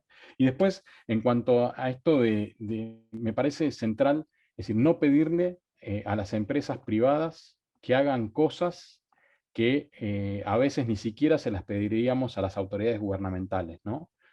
Porque digo, me parece que a veces es decir, no sé si es la impotencia o digo, frente a determinados hechos ilícitos, desagradables, digo, estoy pensando por ahí en situaciones incluso de, no sé, terrorismo, ¿no? Donde uno dice, bueno, algo hay que hacer, esto es muy grave, entonces, bueno, nada, como no sabemos bien qué hacer, digo, a nivel de legisladores o de autoridades públicas, bueno, pidámosle a las empresas, pongamos a las empresas en el centro, que son las que administran la tecnología, para que, es decir, tomen medidas que por ahí ni siquiera las autoridades públicas se animarían a tomar, o para las cuales las autoridades públicas tendrían reglas diferentes, ¿no? O sea, reglas de garantías y de respeto a derechos constitucionales diferentes, ¿no? Entonces ahí me parece que es central esto de a veces sincerar el debate y decir, bueno, pero si las empresas lo hacen, no es que lo hacen porque quieren, lo hacen porque hay una especie de presión social mundial, internacional y en algunos países más, porque tomen, digo, ese rol de, no sé, de control del discurso que circula por Internet. Y la verdad que me parece muy, muy negativo, y me parece un retroceso en lo que tiene que ver en el reconocimiento del derecho de libertad de pensamiento, de libertad de expresión, bueno, que señalábamos, y que en el caso de los países de nuestra región está amparado en lo que es el sistema interamericano de derechos humanos, que con el Pacto de San José de Costa Rica a la cabeza, que nos comentaba Rolando, ¿no? Entonces digo, creo que ahí hay un tema. También esto me hace reflexionar sobre no traer soluciones importadas de Europa, o traer soluciones de otros sistemas jurídicos a Latinoamérica, porque no son aplicables. O sea, la protección de, por ejemplo, la libertad de expresión que tiene el sistema interamericano es una protección superior incluso a la que tiene la Convención Europea de Derechos Humanos y a la que tienen otros tratados internacionales, ¿no? Entonces digo, no toda solución es directamente trasladable. Y después, como comentario sobre esto de requerir autorización, el proyecto que nos leía Rolando de México, es decir, me parece que justamente Internet es como tecnología, como plataforma tecnológica para el ejercicio de distintos derechos humanos, no solamente la libertad de expresión, sino el trabajo, el comercio, el entretenimiento, la cultura, la educación, la participación política, digo,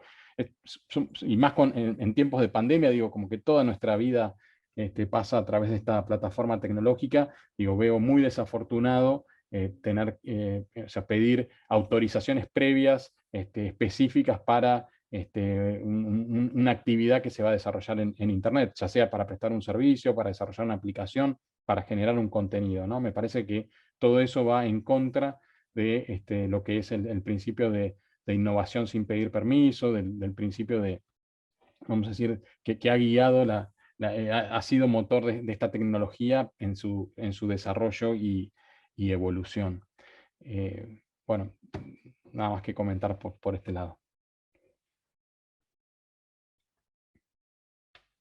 Sim, eu vejo que nós temos, sobre a questão de proteção dos Bueno, dados, veo sobre que el tema de protección de datos personales de los usuarios y en Brasil, no tan reciente, pero está entrando ahora en actividad la Ley General de Protección de Datos de Brasil y las empresas están adaptándose o tratando de entender todos los impactos que eso tiene para las empresas y para las pequeñas empresas proveedores de Internet en Brasil. Nosotros estamos viendo que el impacto es más grande de lo que se esperaba al inicio, e incluso que con unos costos que no los esperábamos ni nos imaginábamos. Entonces, me parece importante hablar un poco sobre, Cristian, y nos comentas un poco de la ley de protecciones de datos en Brasil que salió ahora recientemente, que fue basado, creo, en una ley europea y los impactos que esto nos trae a los proveedores. Me parece, yo soy ingeniero, ¿no? Ustedes son abogados, ¿no? Pero ustedes van a tener mucho trabajo con muchas legislaciones y reglamentos y novedades que están viniendo. Hoy estaba viendo una noticia que me llamó la atención sobre software de inteligencia artificial. Estaban simulando una persona que ya había fallecido, usando datos de navegación y de emails que aquella persona había hecho y datos de lo que hizo en la Internet.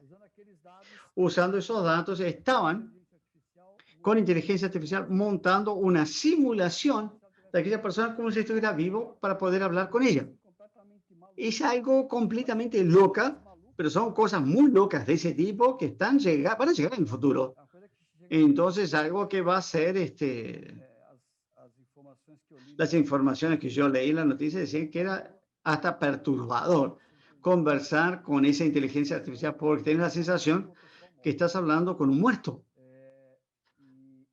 Y eso va a exigir mucha reglamentación, protección de datos, inclusive protección de personas que ya no están vivas. ¿Qué es lo que pasa con esos datos?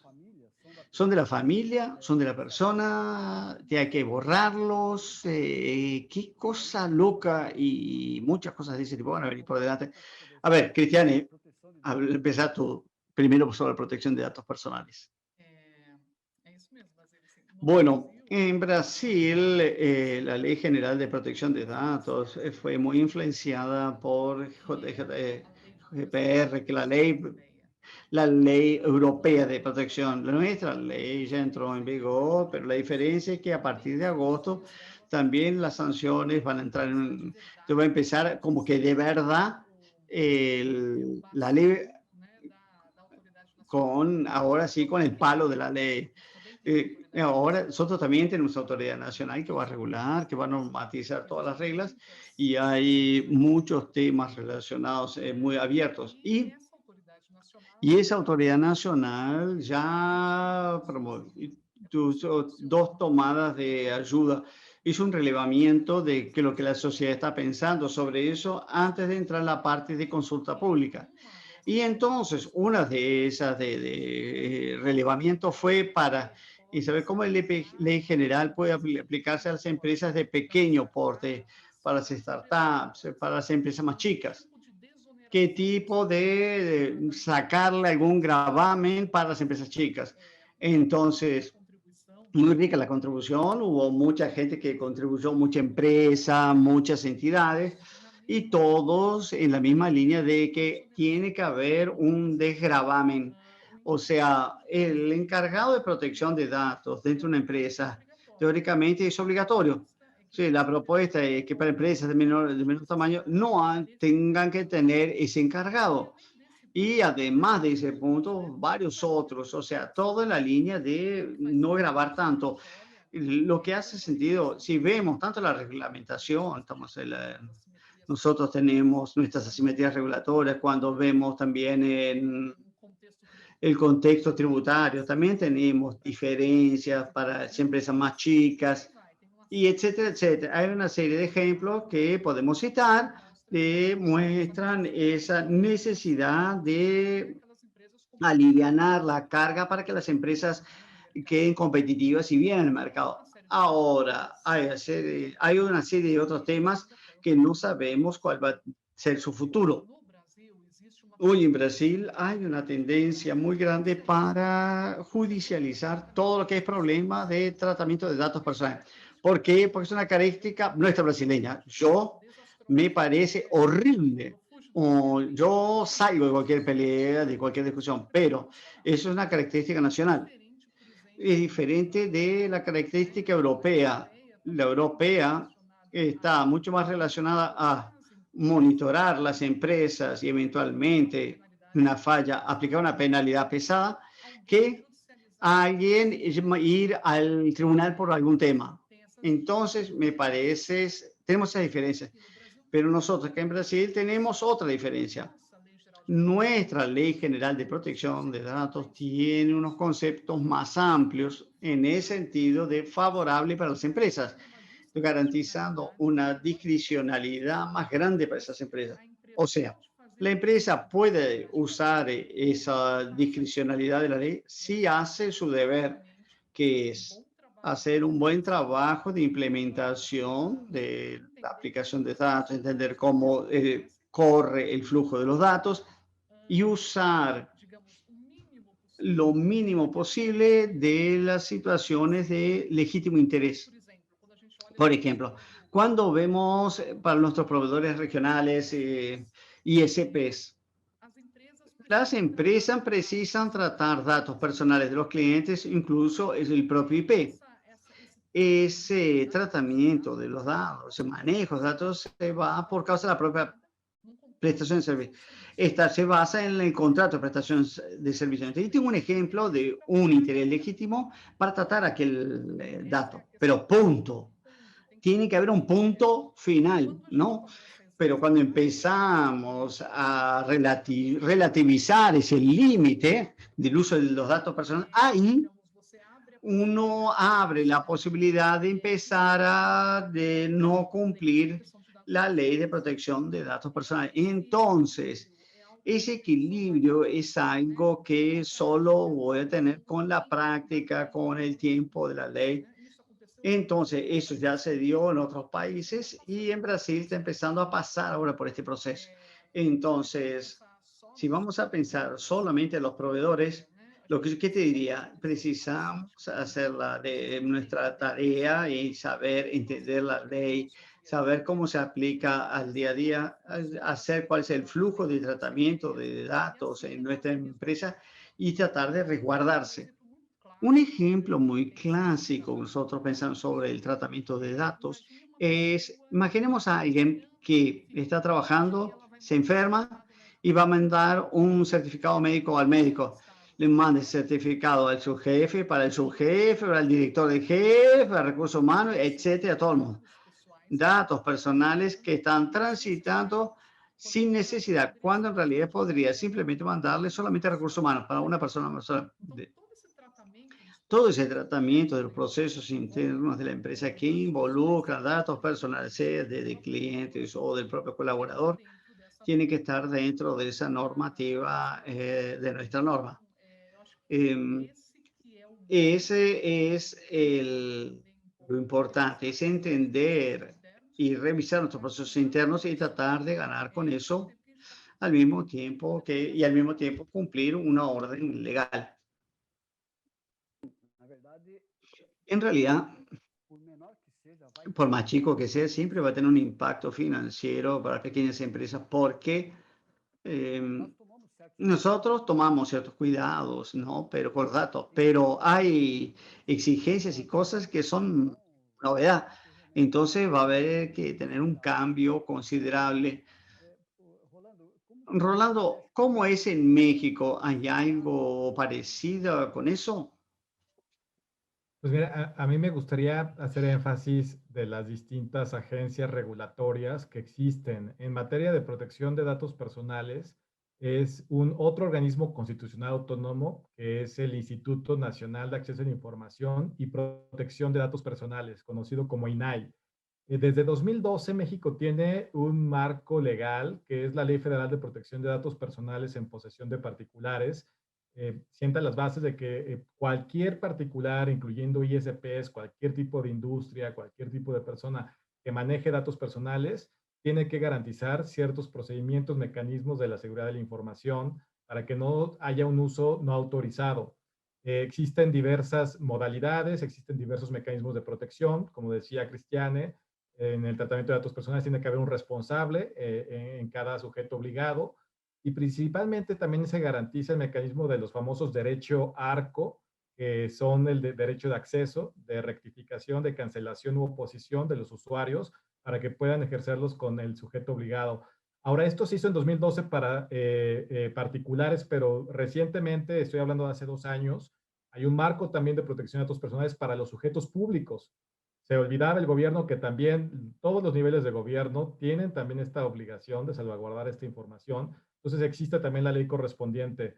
Las sanciones son muy altas. El INAI ha hecho en este tema de enforcement pues un papel quizás disuasivo de estas conductas a través de multas que son un ejemplo para varias empresas, sobre todo la farmacéutica, ya que mencionaba Cristian el tema de la industria de salud, pues la industria farmacéutica también ha sido también afectada con multas fuertes. Pero a mí me interesa también destacar que el Instituto Federal de Telecomunicaciones de México tiene, digamos, una función también de supervisión en materia de privacidad, porque la Ley Federal de Telecomunicaciones y Radiodifusión, en uno de sus artículos relacionado con sanciones, le da facultad al IFT para sancionar a los concesionarios o autorizados cuando no establezcan medidas necesarias para garantizar la confidencialidad y privacidad de las comunicaciones de los usuarios. Esto me parece importante mencionarlo porque no quiere decir que el ISP no tenga una responsabilidad directa o indirecta, sino que tiene que estar haciendo justamente este tipo de resguardo en la seguridad. También en materia de protección del consumidor, todos los ISPs están sujetados a una norma que en México se conoce como la norma oficial mexicana 184, en donde tienen que publicar contratos de adhesión, que son estos contratos estándar que utilizan con los usuarios, y tienen que asegurar dentro del clausulado justamente también estas garantías de mecanismos de protección a la privacidad y de las comunicaciones. E inclusive Profeco, que es la Agencia del Consumidor en México, hace un monitoreo muy continuo de las páginas de internet de los ISPs para que en sus avisos legales tengan cuando menos también este aviso de privacidad.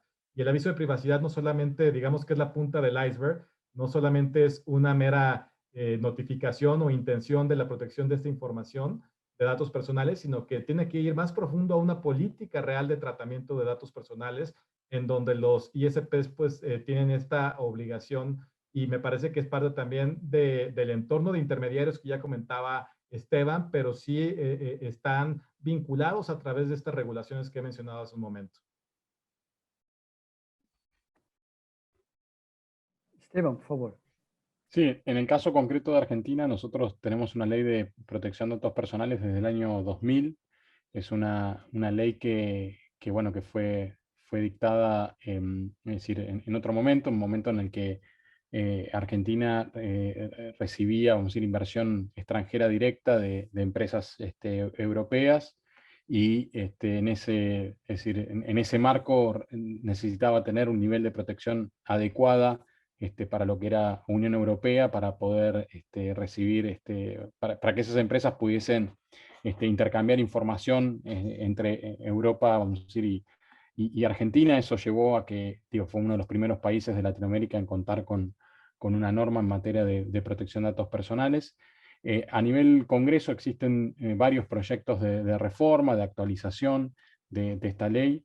Es muy probable que sea un tema, vamos a decir, que continúe en la agenda, es decir, en los próximos años, y que de alguna manera se propongan actualizaciones tendientes a, vamos a decir, a equiparar nuestro texto, que como digo es del año 2000, con un texto más por ahí similar a lo que es el GDPR europeo. Eso puede traer algunas complicaciones para los operadores, como decían, sobre todo los operadores más chicos, desde el punto de vista de algunos requisitos que por ahí son más fáciles para que lo cumplan empresas grandes y no tanto empresas pymes o cooperativas. Pero bueno, podríamos decir que en términos generales las empresas, los ISPs, registran sus bases de datos ante lo que es la Autoridad de Acceso a la Información Pública y Protección de Datos Personales. Se registran generalmente las bases de proveedores, de clientes y empleados. Eso es parte de las obligaciones generales de la ley. Y después, bueno, se adoptan justamente políticas de tratamiento de datos personales que aplican, vamos a decir, en la relación con los usuarios, con los proveedores y con los empleados, ¿no? Yo no veo, o sea, grandes issues en Argentina relacionados con protección de datos personales. Lo que sí creo que ante cualquier modificación legislativa, el foco, justamente enlazando con algunos aspectos que comentaba Cristian y también Rolando, es fundamental las definiciones, ¿no? O sea, las definiciones, sobre todo de las actividades. Es decir, por ejemplo, cuando se habla de tratamiento de dato personal, es decir, bueno, justamente, por un lado, ¿qué es un dato personal? Es decir, no toda la información es dato personal. Digo, hay mucha información que usan, no sé, los ISPs, que por ahí tiene que ver con datos no sé, de conexión o datos, vamos a decir, meramente operativos o de gestión de red que podrían no ser dato personal porque no permiten identificar a un titular del dato en concreto, ¿no? Y lo mismo las definiciones de, por ejemplo, qué es el tratamiento de datos, ¿no? Y ahí son un problema las normas que son demasiado generales, donde incluyen cualquier operación que se haga con el dato como tratamiento, ¿no? Y entonces eso por ahí puede dificultar las operaciones, vamos a decir, habituales de los ISPs al prestar los servicios y requerir ciertos, no sé, consentimientos o autorizaciones por parte del titular de los datos, ¿no? Ahí también otro punto que es muy importante, me parece que tiene que ver con cómo se recaba el consentimiento del titular del dato. Digo, hay legislaciones que solo permiten un consentimiento expreso, hay otras que permiten el consentimiento tácito, e incluso en algunos casos ese consentimiento tácito, digo, tiene que ver con el tipo de servicios, por ejemplo, servicios de la sociedad de la información, es decir, tienen un régimen, vamos a decir, justamente para facilitar el desarrollo de nuevos servicios, de nuevas aplicaciones, el desarrollo de Internet, ¿no? Entonces, digo, creo que es un gran tema que está de alguna manera en la agenda de todos nuestros países. Digo, Argentina tiene el debate abierto y es probable que en algún momento haya como les comentaba, una actualización normativa, pero no veo, o sea, como grandes problemas, digo, generados por o grandes dificultades para que los ISPs puedan cumplir con esa norma en el día a día de su actividad, ¿no?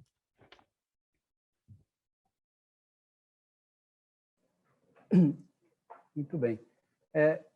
No caso brasileiro... En el caso brasileño, como estaba diciendo Cristiane, la Ley General de Protección de Datos, a mí me da la impresión, por lo que vi hasta ahora, que va a burocratizar un poco las actividades de las empresas, va a crear, para las grandes empresas va a crear costos grandes, y para las pequeñas puede crear, creo que vamos a tener algunos problemas puntuales hasta que las personas aprendan y entiendan cómo hacer las cosas. Y eso si sacamos gravámenes para que los chicos que tengan que pagar con todas las gravámenes que les son colocados a los grandes. Una cosa que nos asusta mucho y cuando salió la ley fue los tamaños de las multas. Son millonarias y son valores realmente absurdos que podrían hacer quebrar una empresa chica si se le escapa cualquier cosa y viene un hacker y le saca algo y use los datos de forma irregular. Y eso es algo que nos asustó mucho al inicio cuando la ley se divulgó. Yo espero que o sea, gracias a Dios, la autoridad nacional que fue creada para hacer seguimiento a la ley, entró gente que nosotros ya conocíamos de otras épocas, de los ministerios, y son gente muy centradas y que conocen el mercado de los proveedores, y tuvimos mucho contacto con ellos en otras instancias. Entonces, eso nos permitió tal vez tener un poquito de expectativa favorable de que la aplicación de la ley sea coherente y razonable, por lo menos para pequeñas empresas.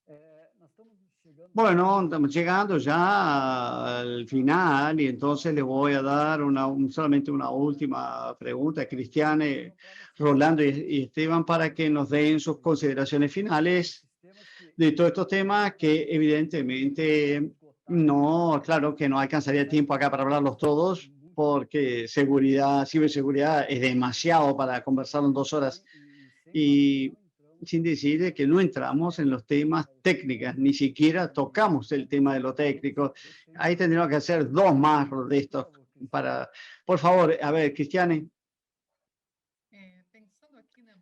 Pensando un poquito acá, me parece que algo que junta todo eso que comentamos y que podría ser aplicado para la realidad de un proveedor es adoptar cuidado, una postura de cautela. Si ese proveedor recibe un ataque, ¿no? Tiene una gama muy grande de clientes que están afectados por esos ataques, ¿cuál sería la mejor conducta? Tal vez comunicar a la autoridad nacional de que eso pasó. Esa es una de las posibles líneas. La propia autoridad pide un principio de precaución. Si nosotros vemos ese mismo escenario y lo traducimos a un tema de seguridad de red, nosotros vamos a Anatel y Anatel adoptó en la última consulta de ellas una política de ni establecer lo que es requisito mínimo para la red, ni decir que no iba a hacerlo aquello, pero decirle al proveedor y a la empresa de telecomunicación que se autodeclare que está atendiendo aquellos requisitos de seguridad. Entonces, esta línea regulador es muy positiva de la declaración de conformidad. Yo no estoy estableciéndole porque mañana todo eso puede cambiar, pero yo estoy diciéndole así, proveedor, o usted tiene que estar en conformidad. Entonces, y esto te da una flexibilidad razonable. Y cuando extrapolamos un poco más y vamos ya a un tema de seguridad nacional, de defensa nacional propiamente, ¿qué es lo que nosotros tenemos? Un problema de alineamiento institucional entre lo que el ejército determina, entre lo que el gabinete de seguridad determina, lo que Anatel puede o no puede hacer desde el punto de vista reglamentario, y todas esas intersecciones entre sus entes, si no tienen muy bien alineados, el que está en la punta, proveedor, operadora, inclusive el propio cliente final va a sufrir con eso. Yo vi un estudio del LAC-ISP hablando sobre LACNIC, hablando sobre ataques maliciosos, invasiones de red, mirando el mundo. Dentro de Latinoamérica, llegó un año en hablar casi 30% del tráfico, tener algún tipo de maliciosidad. Y cuando lo ven, por ejemplo, en Europa, estamos hablando de 3 a 5%. Entonces, hay una diferencia muy grande. Claro, peor es África, sí, ya lo entiendo, pero no es para compararnos. Lo que quiero decir es que hay una diferencia muy grande entre lo que pasa en Latinoamérica en relación a seguridad de la red, en relación a los ataques que vemos en el día a día, y lo que desarrollamos en Europa. Entonces, hay un camino, hay mucho todavía para recorrer para lo que quizá lleguemos a números de 5%, que nos da una comodidad mucho más grande para los que están operando la red y para que está también en Internet, que tener una seguridad de estar allí en Internet. Entonces, me parece, esa es la gran línea, la gran discusión. Precisamos una Internet abierta, libre, pero que la persona se sienta segura dentro. Entonces, ese me parece, ese es el equilibrio complicado que tenemos que llegar. Gracias, Cristiane. Rolando. Sí, gracias, Basilio. Pues nuevamente agradecer a LAC ISP a esta invitación y creo que hay muchos puntos que no se pudieron abordar en todo esto de tiempo, casi 2 horas. Pero bueno, lo que inicialmente detonó este debate y esta sugerencia para incluir estos temas fueron las iniciativas que se están dando por parte del Partido Oficial en México, esta iniciativa de ciberseguridad, que va también de la mano con otra iniciativa de regulación de redes sociales y que de alguna manera lo que se está buscando directo e indirectamente también es tener ciertas conductas o ciertas, mejor dicho, facultades para regular conductas en el ciberespacio. Creo que esto es muy peligroso, creo que es un despropósito, como le he dicho, por parte del regulador de telecomunicaciones. Ciertamente el tema de ciberseguridad es muy amplio, implica también analizar en los contextos latinoamericanos o quizás del continente cuáles son los países que están recibiendo más ataques. México está aproximadamente siempre en el tercer lugar por la población, al igual que Brasil, que a veces está en el segundo lugar. El principal país que recibe ciberataques y tiene riesgos en ciberseguridad, lo sabemos, es Estados Unidos. Y creo que ahí es importante saber que se debe de invertir en esta materia, no solamente por las industrias en general, sino por los ISPs.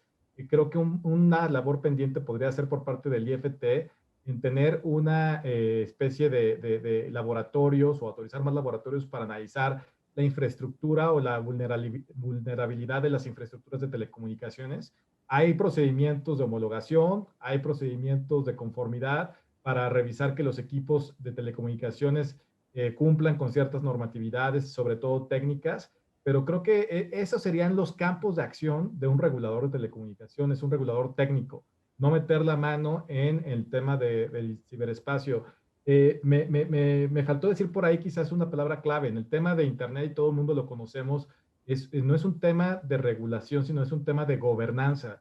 Y por gobernanza está siempre este factor de multi-stakeholder o múltiples partes interesadas, que son en toda la cadena de valor, diferentes industrias, fabricantes, proveedores, creadores de estándares, etcétera. En todo este ecosistema tenemos que ver que todos tienen que regular de manera colaborativa.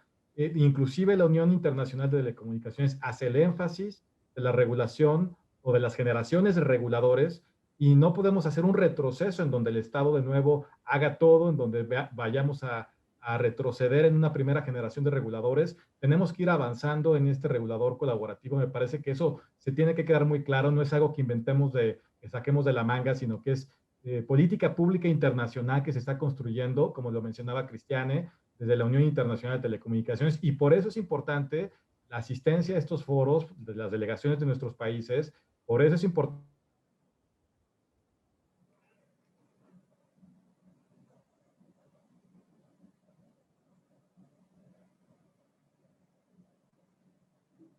Tivemos um problema com ele. Hubo un problemita, parece que se congeló.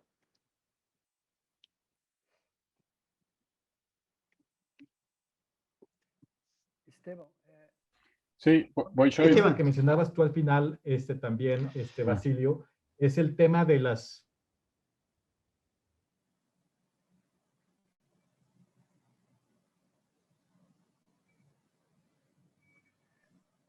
estamos com problema com o vídeo, ele cortou Tenemos un problema, se te cortó. Nada más para cerrar, un tema importante es el tema de las multas que tú mencionabas. Son multas que pueden ser desproporcionales para la capacidad, ya lo mencionabas tú, de pequeñas empresas, de microempresarios. Las multas en materia de protección de datos personales, las propias multas del IFT que está en porcentajes de los ingresos, creo que son muy altas.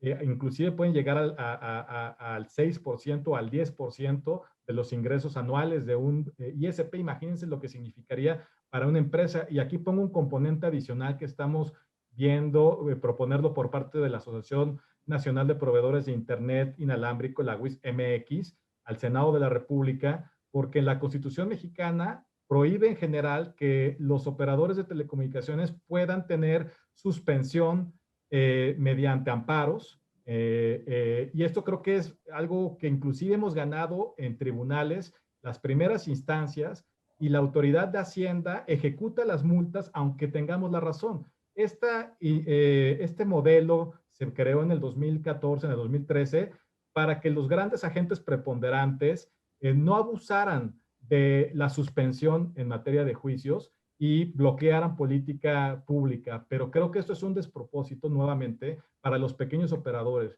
que aún teniendo la razón en que se defienden del regulador, no pueden suspender los actos y les ejecutan las multas. Creo que esto tiene que cambiarse para la industria que está dando conectividad de última milla, que está abatiendo esta brecha digital. Creo que en una condición de pandemia también creo que el regulador tiene que enfocarse a lo que sí es su actividad y ayudar y apoyar de manera colaborativa a nuestras industrias. Muito obrigado. Esteban, por favor.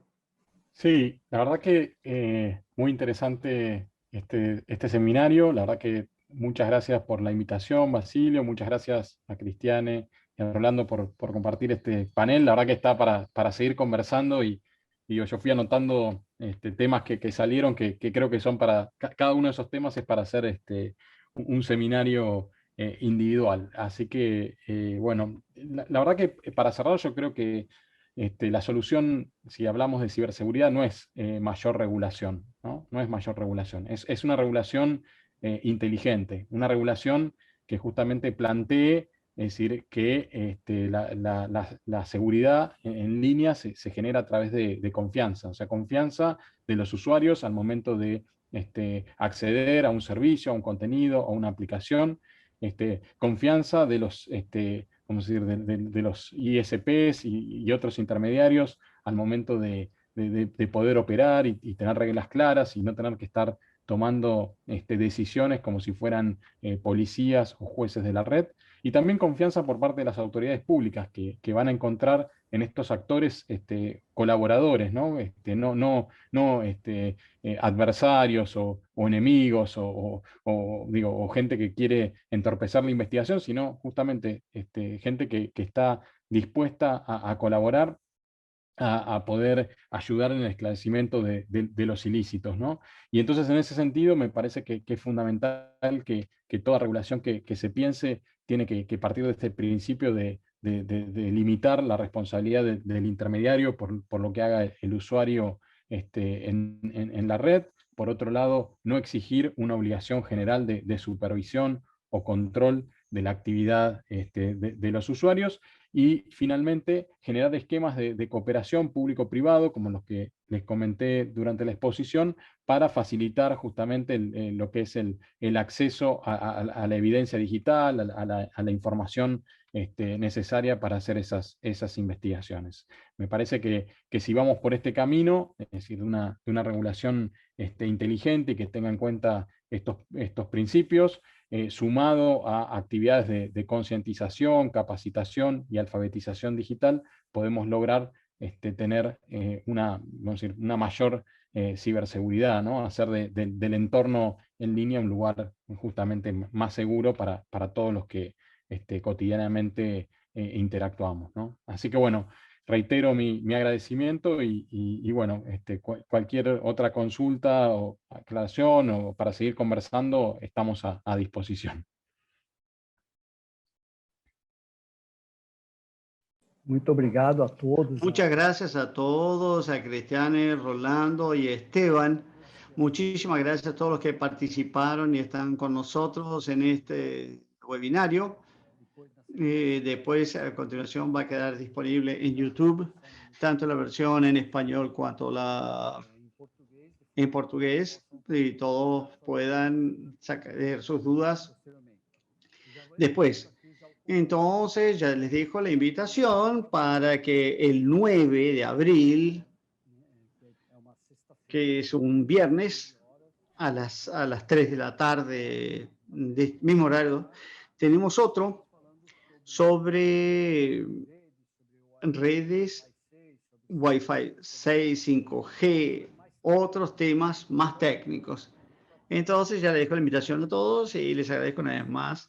Me parece un webinario muy bueno. Qué pena que no fue posible cubrir todos los asuntos que nos hubiera gustado porque es muy complejo, pero creo que todo el mundo que asistió va a aprendió alguna cosa y va a sacar algunas conclusiones importantes.